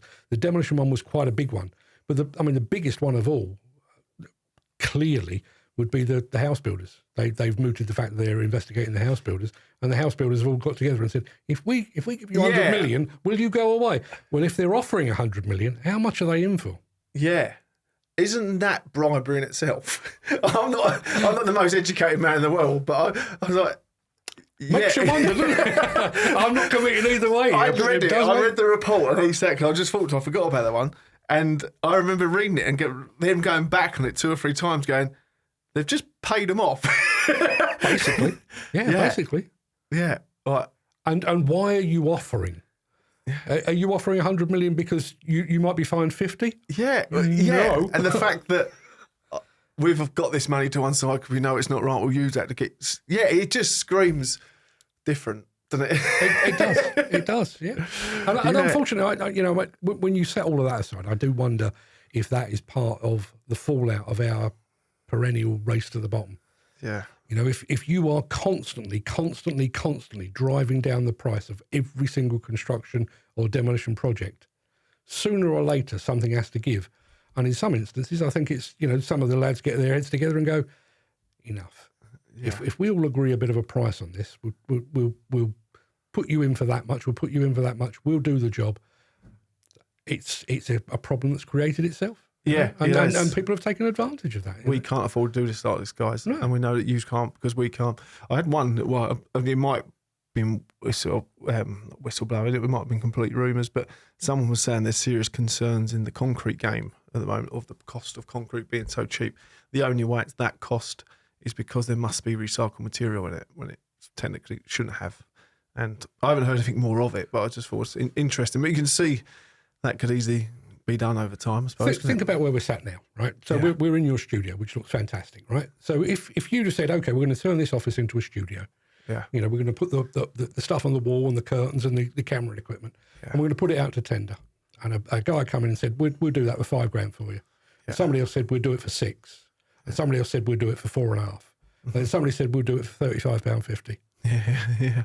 How are you doing it for? So he's, he either doesn't know what he's doing. The camera equipment he's supplying you was just falling off the back of a lorry. So, but in the construction and demolition industry, somebody will look at that and go, £35.50. Worth considering. That's a deal. What a result we've had. and they get the gig Yeah. every single time, you know. Yeah, worth considering. And it seems to be, we've done someone, there's been a couple lately actually, even on our groundwork side of, no, it's just not worth it. Sort of thing. We looked at a few costs and said, can you come and do this? Can you come and do that?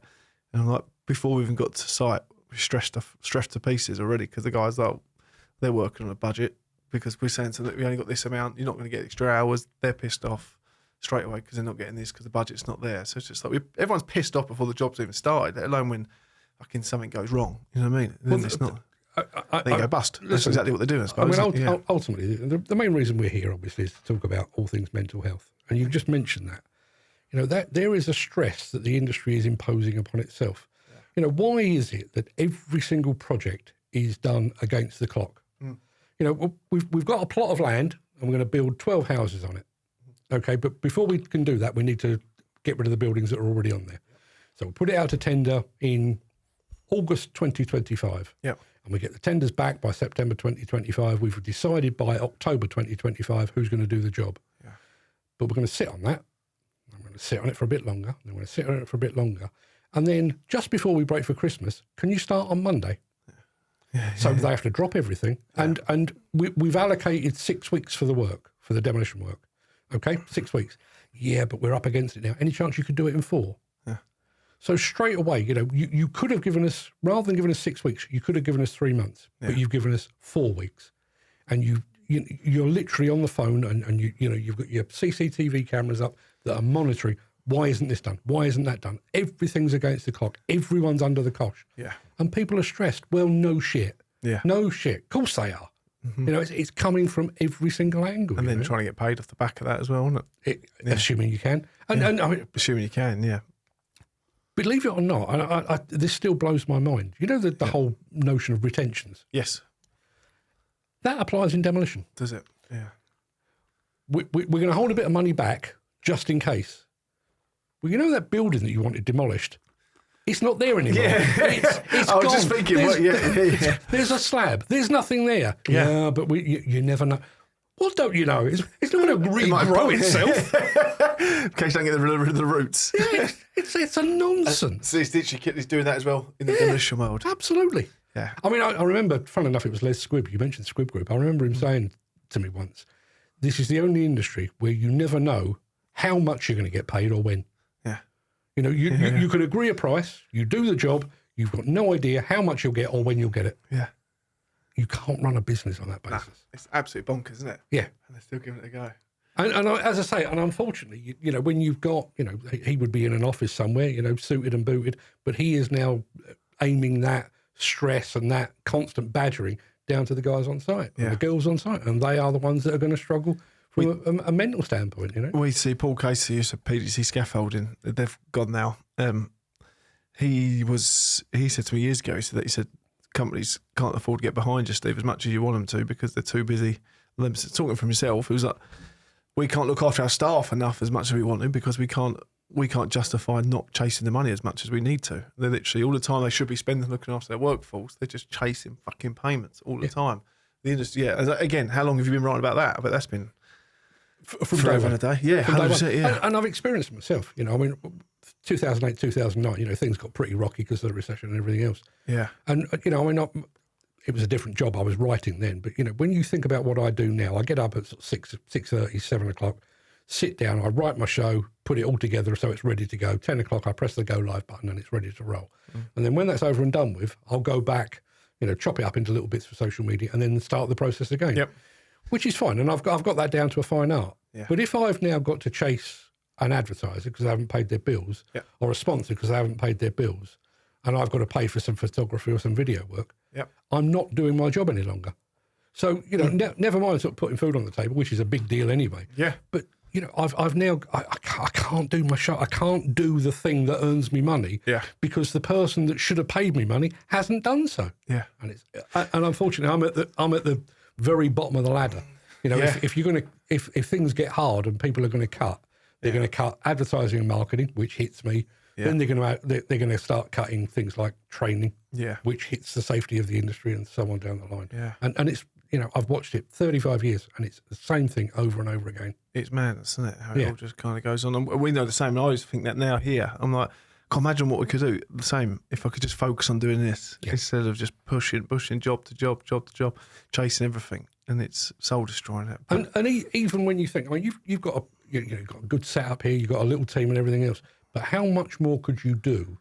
Yeah. You know, and you don't strike me as the sort of person that wants to drive a Porsche or anything like that. You know? But if there was Can't get in one, ground workers back. But if there was a few quid more in the bank, you know, maybe you could employ a few more people. Maybe you could make an even bigger impact. Maybe you could help more people. But this has dominated even Alex's job. But this has dominated his job role now. Just this podcast. Yeah, I'm sure. I'm not going to get out on site and film stuff. We're tied to this in the moment because we're committed to this and. And it's we need another hour. So we need another hour. The position's there, but the funding's not there at the moment because unfortunately the industry doesn't want to back it on the top. So I've been lucky. I've cheated it because I've got my son working for me. Yeah, I need that. 7 years old, a bit much for me. He doesn't charge much. So as I fund his golf, he's quite happy, you know. Yeah, superb. So you get around exhibitions. Have you got any coming up? Are you at one next week? No, Vertical Days next week. I've got that one as well. I did one I did a Vertical Days a few years ago. Oh, and it's on the periphery of what I do anyway, because it's sort of lifting and access equipment, so not really my cup of tea. Yeah. But I'm going to an exhibition in Kentucky in October. Yeah. Which is, I'm looking forward. I've never been to Kentucky before. I've never been to the show before either. So looking forward to doing. Well, I say I'm looking forward to it. It does mean going to America. Which normally I would be really looking forward to. Yeah. I'm already thinking about getting myself a burner phone so that people can't see what I've said in the past about Donald Trump. Because I don't want the TSA, hauling me off to Honduras or something. You know? Just to get a working visa to go over there for that kind of stuff. I'm not to stitch you up in a film. I'm going to edit this. No, we're going to get the Esther thing. So we'll be good for. I think we're there for 7 days. So. Is that around the demolition side of it? No, it's more construction. The exhibition is actually called Utility Expo, so it's more. Kind of local authority utility work, but there's a lot of the earth moving equipment manufacturers are going to be there. Yeah, and some of them, are people that we've worked for and with in the past. So we sounded a few of them out and said we quite fancy going. They said, "Oh, come along." Yeah. So we're doing that. And you got the ConExpo. ConExpo March next year. Yep. That's the Vegas one, isn't it? Vegas. Yeah. That was the one. That was where I was when COVID hit. Yeah. Super. And then Bauma. Yeah, I'll say is it Bauma? Bauma. That is every 3 years as well. So that's got a 2028. 2028. So that's a little few years away.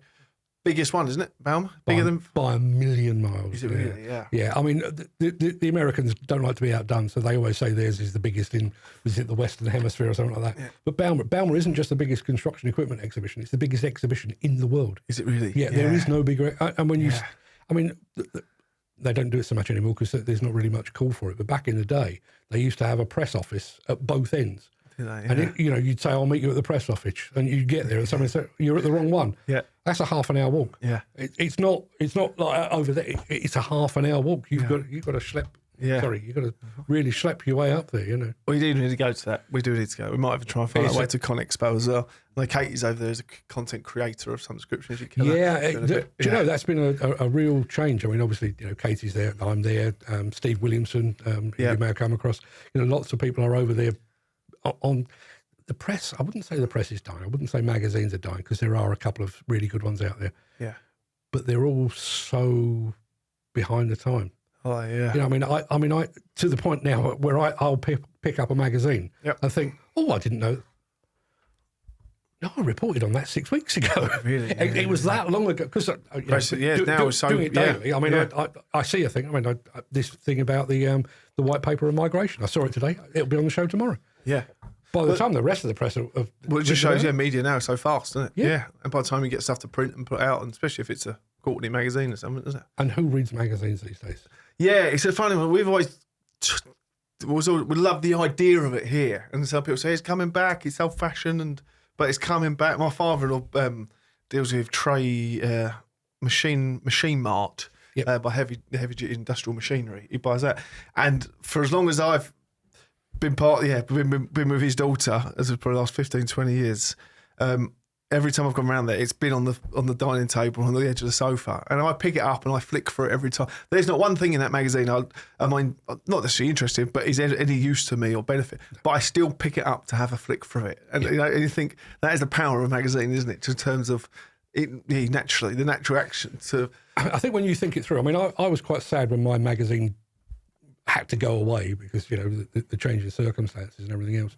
But when you think about the way that you actually access information now, Yeah. I mean, I was producing a monthly magazine. So, I don't believe anyone ever actually did it, but I would love the thought of people keeping every single issue so that they could refer back to them. But how would you? Yeah. That Mark Antony wrote about that thing. Where was it? Was it that issue? Was it that? When there's 40, 50, 100 issues to go through. Yeah. Whereas now, what I do now, it's a second or two. Just go onto YouTube. Mark Antony talking about that. Oh, there you are. That's when he did it. I'll watch it right now. 2 or 3 words. Yeah. Bang. Yeah. Yeah. Why would I want to do anything else? Yeah. It's like you're saying, especially getting it out to the audience as quick as they can. Yeah. It's just, unbelievable. You touched on a little bit of, I tell you what, we're going Grenfell with it now. That's now a demolition project. It is. As we learned about the other week when John come in. It's happening as we speak as well, isn't it? It's underway. Yeah. Yeah. Well, they've got the green light. I don't know if they've actually started. I've made the decision not to do anything with it. Have you? I don't. It's such a sensitive subject, much the same as Didcot. Yeah. I can't. It's a tower block demolition. The company that's got the job were literally in Grenfell the day after it happened. Yeah. They are absolutely 100% the right company to do it. Yeah. They've seen that. They've worked with the local authority. They've been in touch with the families for years, 6, 7 years. Yeah. So they are absolutely the right people to do it. Do I want to report on it? No. Yeah. As I say, in terms of demolition, my demolition audience already know how they're going to do it. Yep. They will do it. They will do it to the very best of their ability and very, very sensitively. There's nothing to report on, and I think that's probably best left alone, Yeah, no, I'll make you right, actually. Yeah, it's such a, like I say, a sensitive one as well, isn't it? And what, in a way, not say, what good can come of reporting on that to what's going to come out of it, I suppose, isn't it? All I would say is that there is an opportunity, I think, for the wider industry to kind of put a bit of polish on a very, very bad chapter. We all know how Grenfell came about and the procurement system that put that in place. I think that's in the public record, and I think that showed the construction industry in a very, very poor light. There is an opportunity now for a demolition company to come along and say, but we can be professional. Yeah. We can be sensitive. We can be, mindful of the needs of the local community and everything else. And as I say, it's in their hands, isn't it? It is in their hands, and I do think that I'd like to think that was taken into consideration, and that wasn't the fact that they were the cheapest. I think it was they clearly know their way around this building. They are the right people for the job. It would be lovely to see at the end of it and those families, in a way, say thank you for how it's been done or the way they've been treated for this part of it, isn't it? Not necessarily over the years, but nice to see, again, positive light on such a shit. And I do think we need to sort of cling on to those positives. Yeah, massively. Because they don't seem to come along as often as perhaps they should, And then this is kind of what we kept saying. I spoke to a company this morning. I was like, all we want to do is find out, is inspire you guys to do something positive for mental health, and then we want to just shout about it as much as we can. That's all we want to do. Like, it's good stuff. And we've got a guy we're looking for in the next 10 days, Ben Banahan. He's a site manager in London, and he's running from the northern tip to the southern tip of Iceland as we speak. He's just started this morning. He's running 350 miles. In 9 days. Wow. 2.5 marathons a day, I think it works out. He done the whole of Ireland 3 years ago, and then 2 years later, last year done Land's End to John O'Groats. So that was over 18 or 19 days. I drove that, and that's bad enough. We drove up there. Fucking hard. He ran it, And they took a shortcut and went over the Highlands. What was fucking hard work? He said, shortcut.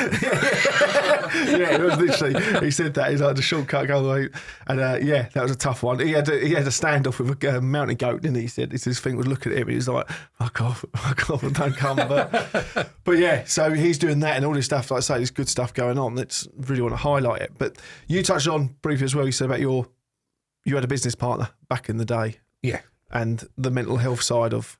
Probably why you're so passionate and interested in seeing what we're doing and liaising with us over 100%. The years. Listen, the reason I'm here, I mean, you're a handsome and very charming fellow, but the absolute truth of the reason I'm here is because of that.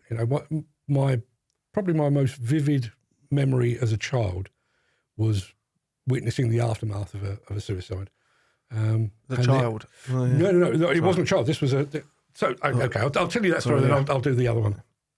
So where I grew up in Sutton in Surrey, there was a bit of wasteland, I don't know, half a mile away from my front door. And we used to go and play football over there, a bunch of us, 20, 30 of us playing football. Yeah. And I'm probably 11 or 12. And one of the kids from the neighbourhood sort of ran over and said, anyone want to see a dead body? And at 11, you say, yeah, of course. So, all 20, 30 of us made our way to the railway line. And we climbed up on this fence, and a guy basically had waited for a train to come along, laid in front of the train, and took his head off. And I remember vividly he was wearing a beige corduroy suit. This was the 70s, that was acceptable. It's back in now. Yeah, well, I wouldn't know. I looked at one similar last night. But there was obviously, he was facing away from, so I couldn't see the wound, thankfully. But there was basically a V of blood.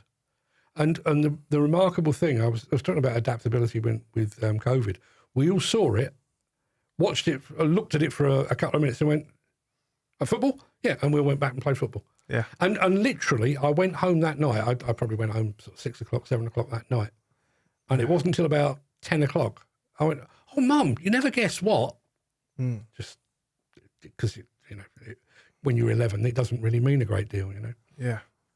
But then, I formed that sounds rather grand. I used my former editor on one of the magazines I worked on when I was a full-time employed journalist, went off and did his own thing. And after he'd been doing it for about a year, he phoned me up and he said, if you ever decide to do something else, there's a job waiting for you here. So I basically formed my own company. He had his own company, and we worked in parallel for 7, 8 years, I suppose. And in the end, it was like, why are we paying 2 accountants and 2 office assistants? And why don't we just merge the bloody things together? And so that's what we did. I can't remember what the turnover was, but our turnover went from, X, it was twice that much the next year, twice that much the year after, year after year after year, complete growth. And then recession hit. And because we'd got so big so quick, we'd started to do invoice factoring. Yeah. So we basically said to HSBC, you take care of our accounts, we'll just carry on doing the work, which is exactly what they did.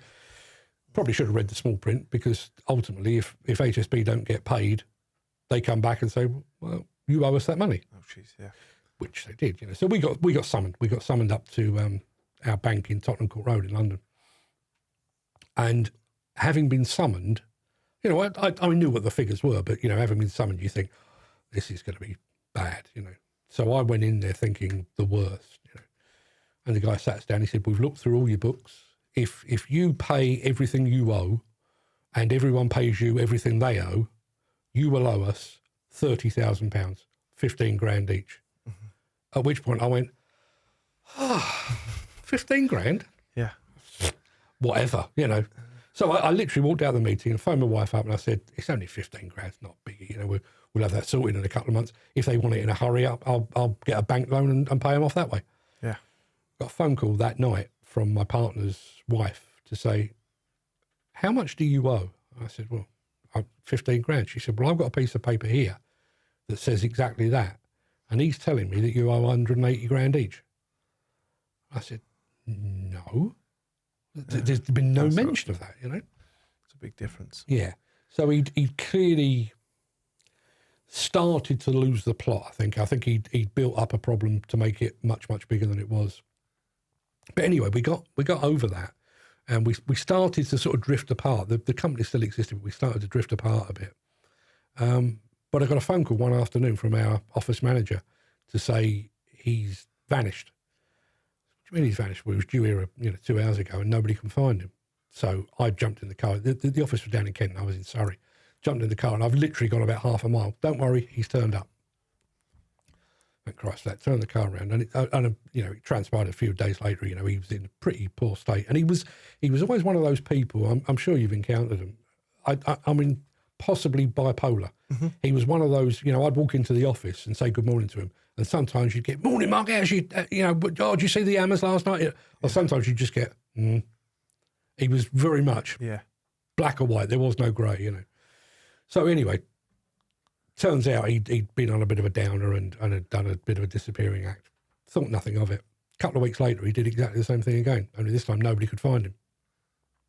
So I've driven down to Kent to try and help. I know Kent's a big place. I don't know where the hell I'm supposed to be finding him. Couldn't find him. But it turns out that his son, one of his sons, did find him and said, look, you know, they found him in a lay-by, clearly in a pretty poor state, you know. Come back to the flat, you know, I'll make you a cup of tea. We'll get this, you know, we'll get you sorted. Went into the kitchen to make a cup of tea. When he turned around, his old man had done a runner. And that he basically took himself off to it was a Holiday Inn or a travel lodge or whatever it might be. Bottle of scotch, handful of pills, and he topped himself. Yeah. And I'd never met his brother before. I met his brother at the funeral. And he said, you know, was there any sign? I said, well, you know what he was like. He was black or he was white. But it transpired he'd actually had a suicide note that he'd been carrying with him for 3 weeks. Wow. Because he was one of those very sort of officious types. So he'd even gone to the trouble of dating it.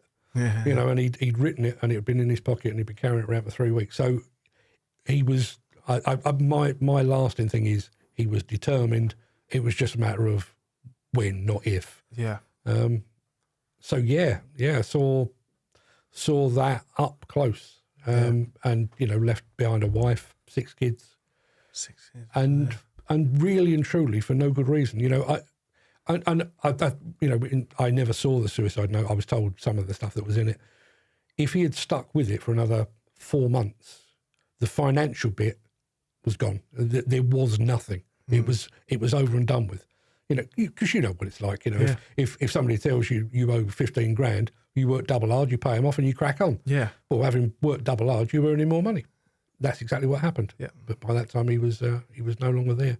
Yeah. And the one thing I would say about that, I've been very critical of him, and I remain critical to this day, of the Lighthouse Club. But as part of being an industry journalist, you were encouraged back in the day to be a supporter of the Lighthouse Club. Okay. I was a regular contributor. My partner was a regular contributor long after we left our respective magazines. So when he died, you know, because it was a suicide, all of his estate went into probate, so left his family up shit creek basically. Yeah. So I phoned up the Lighthouse Club and fair play to them. I don't know what they did, but I know they did something for the family to sort of ease them through the first couple of months or whatever it might be. So for that, you know, I tip my hat to the Lighthouse Club. Yeah. I'm not entirely sure I'm comfortable with how the Lighthouse Club has gone since, but in that one instance, you know, the one time I needed them, they did what they were supposed to do, you know. Yeah, well, fair play. Yeah, it's crazy. As I say, the aftermath of when these decisions are made, and that when someone does it, what's left behind. You've experienced it much more than I have. In the exposure that I've had, you have to think. And I know this is stating the obvious, but you have to think they are suffering from a very, very serious mental illness at the point where the best option is to end it all. Yeah, to be in that physical... Yeah, it is. And we have said it as well, like you said, maybe there's the signs of he had bipolar or the black and white side to him, but we've said that recently in terms of spot the signs and the courses to say to people to spot the signs. But look at like Robin Williams and all these... famous Gary Speed, all these people took their lives, and someone said, you never saw that coming. And they're like, we can't teach people to spot the signs and give them the confidence to spot the signs, because when they don't spot the signs, there's another case on our hands then, you know what I mean, as well. So you just don't realise it's going to come to that degree. I've never aired this one publicly, but I'll tell you now, because I think it's important to say it. My youngest son, who now works with me, I'm hoping he doesn't get to hear this, but he works with me now. He did his stint at uni and then took himself on one of these Eurail things, went off around Europe, you know, half a dozen countries or whatever it might be. Came back and he'd been back, I don't know, 2 or 3 weeks or whatever. And I don't know why, but as a family, we'd been talking about the subject of suicide. It might have been a TV show or whatever it might be. Yeah. And it came up in conversation. Anyway, a couple of days later, my wife went off on a girly holiday with all her old schoolmates, you know. So I'm sat there working one afternoon, and he walked in. He said, you know, we were talking about suicide the other night. I said, yeah. He said, I thought about it. I said, well, my first thought was, I wish my wife was here because I'm not equipped. The emotional side. They did not teach this in parent school, Yeah. And I said, what, how, why? And he'd basically gone round bits of Europe, he'd done the various countries, and he'd ended up in Rome. And his mental health was that poor, he had decided it's probably best if I don't go home. And the way I don't go home is... and I said, where does this come from? And literally without warning, just rolled his sleeve up, and he'd been self-harming for, his left arm was like a patchwork. Mm. And now, bearing in mind, he'd been away to uni, but he'd been back home for a while. We're very close. And as I say, he works with me to get now. Very, very close with me, very close with his mum, very close with his brother and his two sisters. Didn't spot it. Yeah. That's under the same roof. Yeah. It's not, I think Robin Williams and Gary Speed and people like that are really good examples. And I think they're good examples in that even when everything appears to be going right, maybe it's not. Yeah. But the very fact that I was sharing a house and meal times and everything else with your life. Yeah. My life. Yeah. And I had, and he's my... Your blood. Yeah. If I can spot when, my eldest son, he's okay. Both of them are okay mentally now. But my eldest son, he's a bit of a workaholic. Yeah. And I can spot, before he says, I need a day off, I can tell you a week before that he needs a week. Yeah. Because I know him that well. My wife says it to me. Yeah, exactly. Yeah. But with my youngest son, passed me by entirely. I literally not an inkling. Yeah. And yeah, we had a couple of years where my wife, more than me, it's made me a very light sleeper. I was going to say, do you, I mean, too much on it, but you start questioning your own parent. Have I missed something? Should I have done something? Or Yeah, you do. Yeah, my wife took it that, well, I think we both took it as we'd somehow failed or we'd let the side down or whatever it was. But because he had been self-harming, my wife was sort of searching his room. Is there a razor blade tucked away somewhere that we need to know about? And he's always been the same. He's one of those, can't get him out of bed in the morning unless there's a game of golf involved. Yeah. But you can't get him out of bed in the morning, but at 2:00 in the morning, he is producing video mastery. brilliant. So he's virtually nocturnal. He's like a vampire. Yeah. We'd grown accustomed to that. And then once we discovered that there were problems, you'd be laying in bed and you'd hear him move about. Is this it? Is this the, did I say something that's pushed him over the edge? Yeah. And as I say, we had a good couple of years of that. Yeah. Well, we're out the other end now, and he's flourishing with you. He really is, yeah. And again, trying to put a positive spin on it. He seriously contemplated suicide. He'd seriously self-harmed. But whether it was, he had counselling. He had a spell on happy pills, much as I have as well. Came out the other end, mended. It wasn't easy. Yeah. It was, and can I say a hand on heart that antidepressants were the cure? I don't know if they cured him. I don't know if they cured me. Mm-hmm. But we both came out the other end of our respective wobbles and whatever.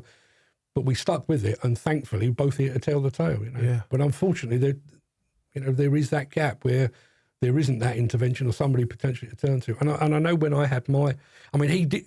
The one good thing that came out of it was he came clean. Yeah. When I had... Yeah, massive. Hats off for opening up about that. Because when I had my mental health issues were much more mild than his, but I did have about a year of pretty poor mental health. And my lasting memory of it was the fact that I felt entirely alone. Now, bearing in mind, my wife is 58 years old. She's been with me since she was 16. We are inseparable. We're properly loved up family and everything else. Yeah. Didn't think I could turn to her. I wouldn't go so far as to say I've got lots of friends. I don't think I've got lots of friends, but I've got lots of sort of people and contacts in the industry. Yep. People I could have turned to that I didn't. Yeah. And I do remember when I was having my issues, my biggest issue, my biggest challenge was loneliness. Yeah. Like I feel like the world's collapsing around me, and I can't talk to anyone. I can't tell my wife because I don't want to burden her with it. Can't talk to my parents because they won't understand. Can't talk to people I work with because they'll see me as a big old weedy wet. Yep. And I distinctly remember, funnily enough, I'm doing one in a couple of weeks' time. There's an organisation called the Institute of Demolition Engineers. They have a couple of seminars every year, one up in Leeds and then their one later in the year in London. And I went to one of their events in London. It's something I've done twice a year for 20 years.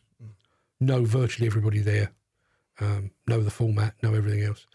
So, it's always at the 1 Great George Street. So, it's fairly highfalutin, Institute of Civil Engineers and everything else. Yep.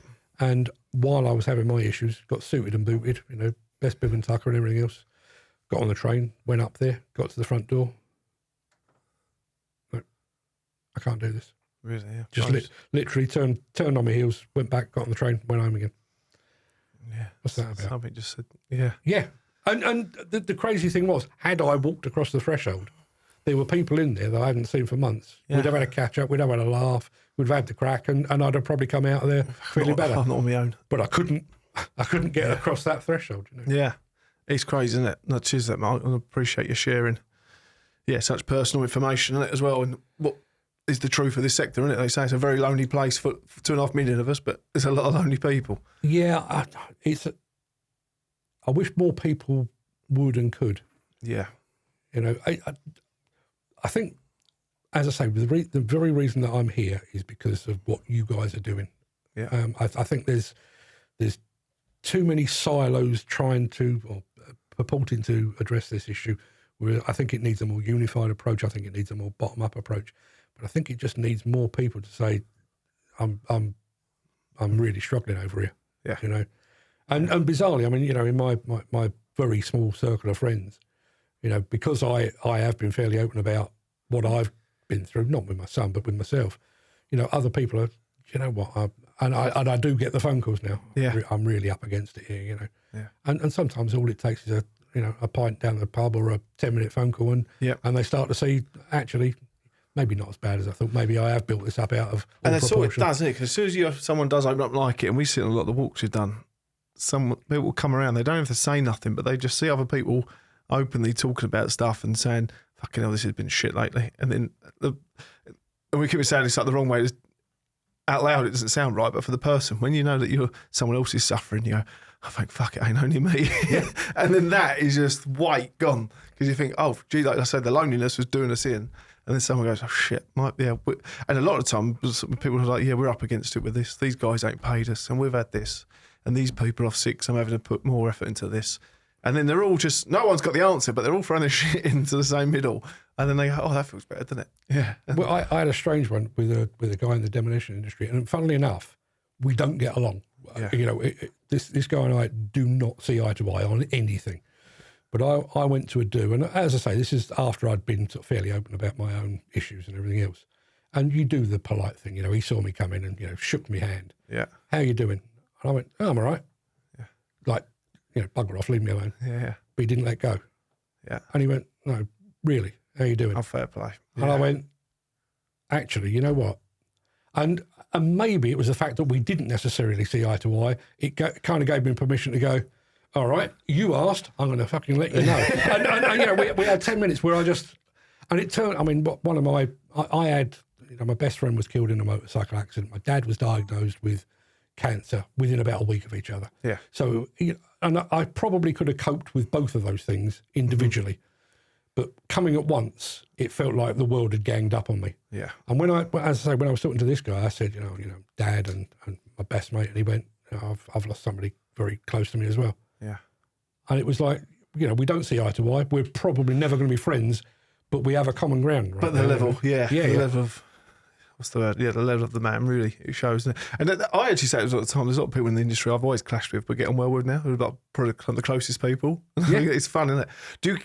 I get that with you as well, that you don't mind a little bit of conflict. And if someone can give it to you, you can almost, and I suppose in your job, in a certain way, that's what it's about, you giving your opinion and your story on something.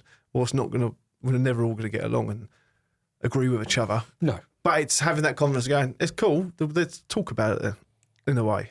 Or, Yeah, I took a wrong turn. I did take a wrong turn because I've always been a journalist. I've always been a writer.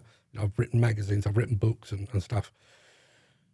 I dabbled with public relations and PR and press relations and that kind of thing for a little while, and that is a different thing, Whereas with a journalist, you're kind of on the outside looking in. Yeah. PR, you're on the inside trying to make it look good to the outside world. Yeah. And for a while, I'll be honest, I lost my way. Yeah. I tried to become best friends with everyone, and it makes it impossible.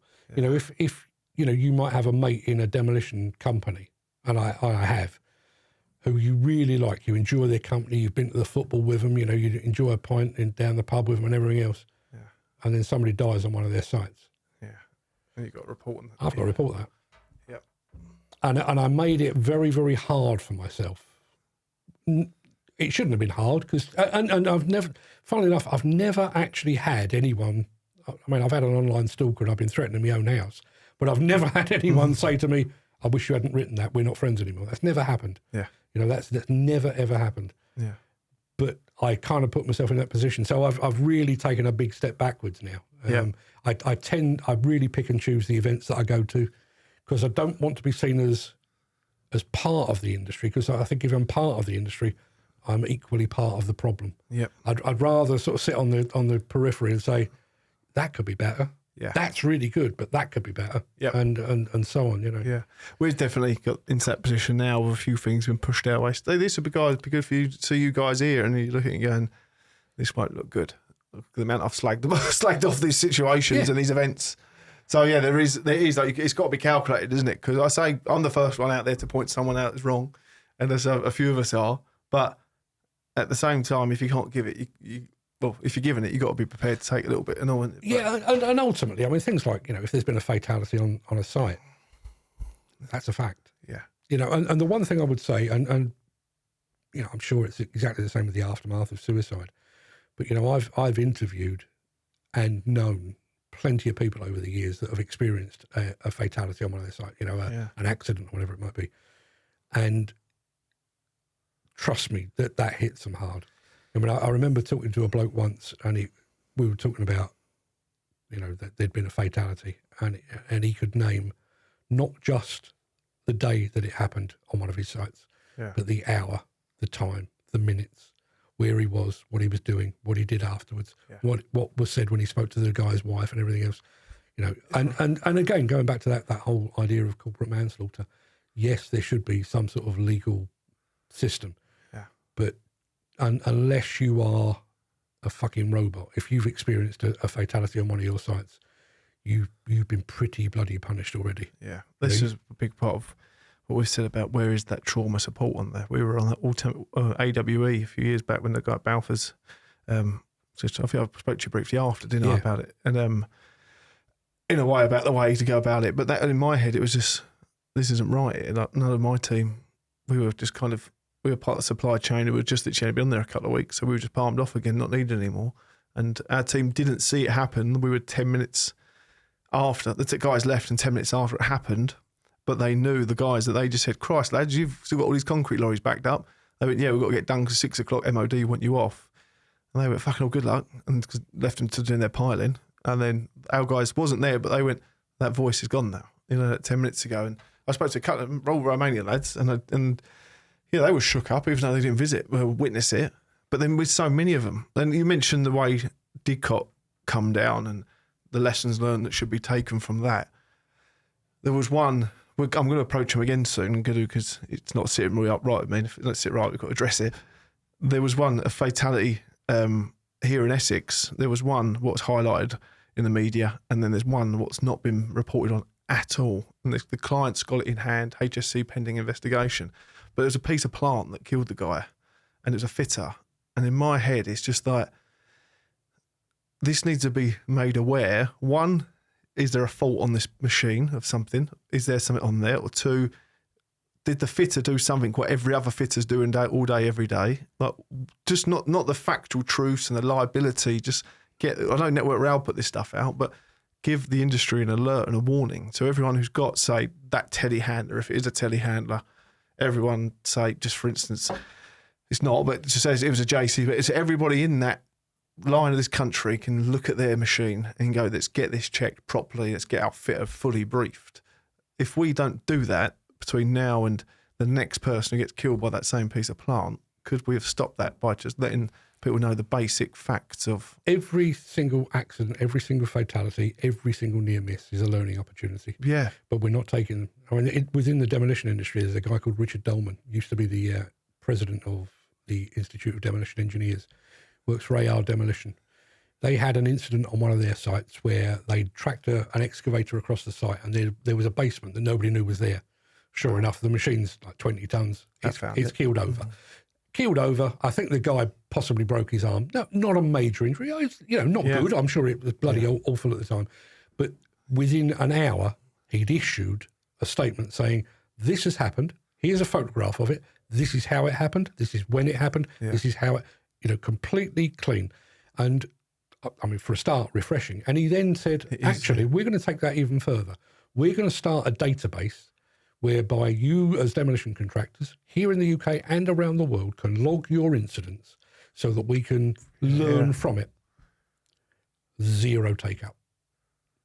Now, you compare and contrast that. The International Powered Access Federation, IPAF, who do the cherry pickers and everything else, they do exactly the same. They've got a database of accidents and fatalities. Yeah.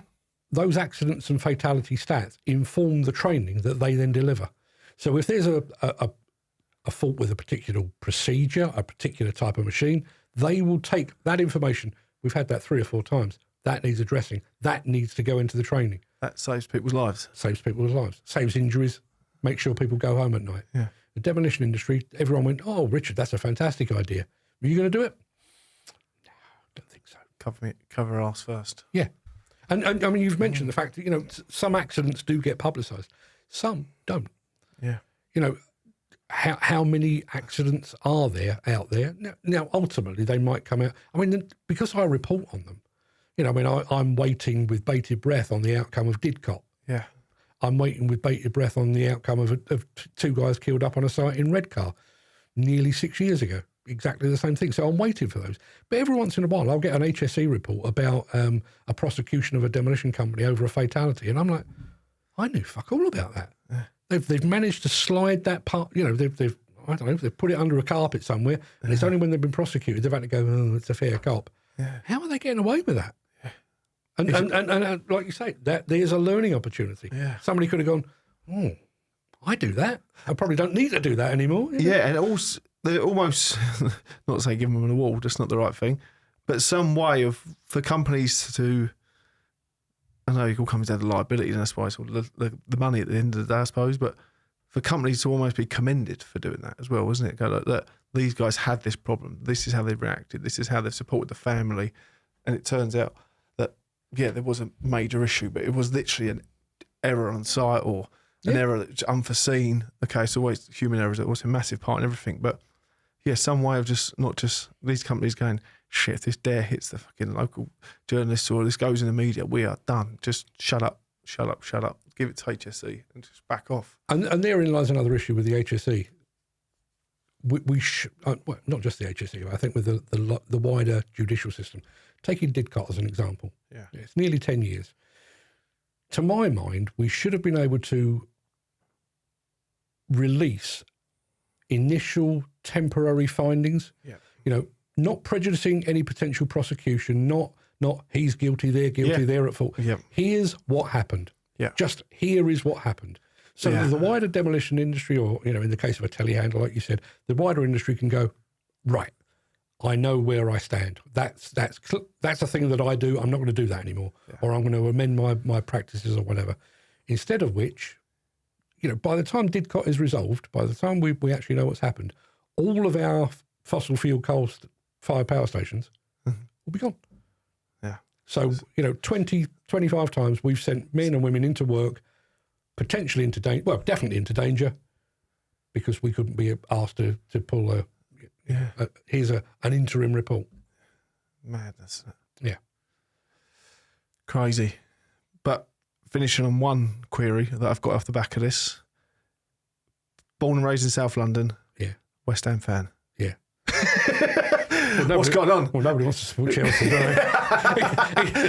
even in the 60s, nobody wanted to support Chelsea. Now, do you know, it was... I thought it was Sutton as well. That is very close. Yeah, I don't know if you people were Sutton by, and they're all Chelsea fans. No, a couple of them. No, in actual fact, I was raised in Battersea, so I was even closer to...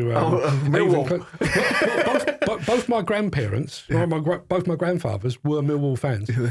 The first 2 or 3 games I ever went to live were at Millwall. Well, yeah. Fancy this. And I saw Millwall and thought, there's got to be better than this. I mean, bearing in mind, I was born in 65, so by the time I came to choose football teams, West Ham had already won the World Cup.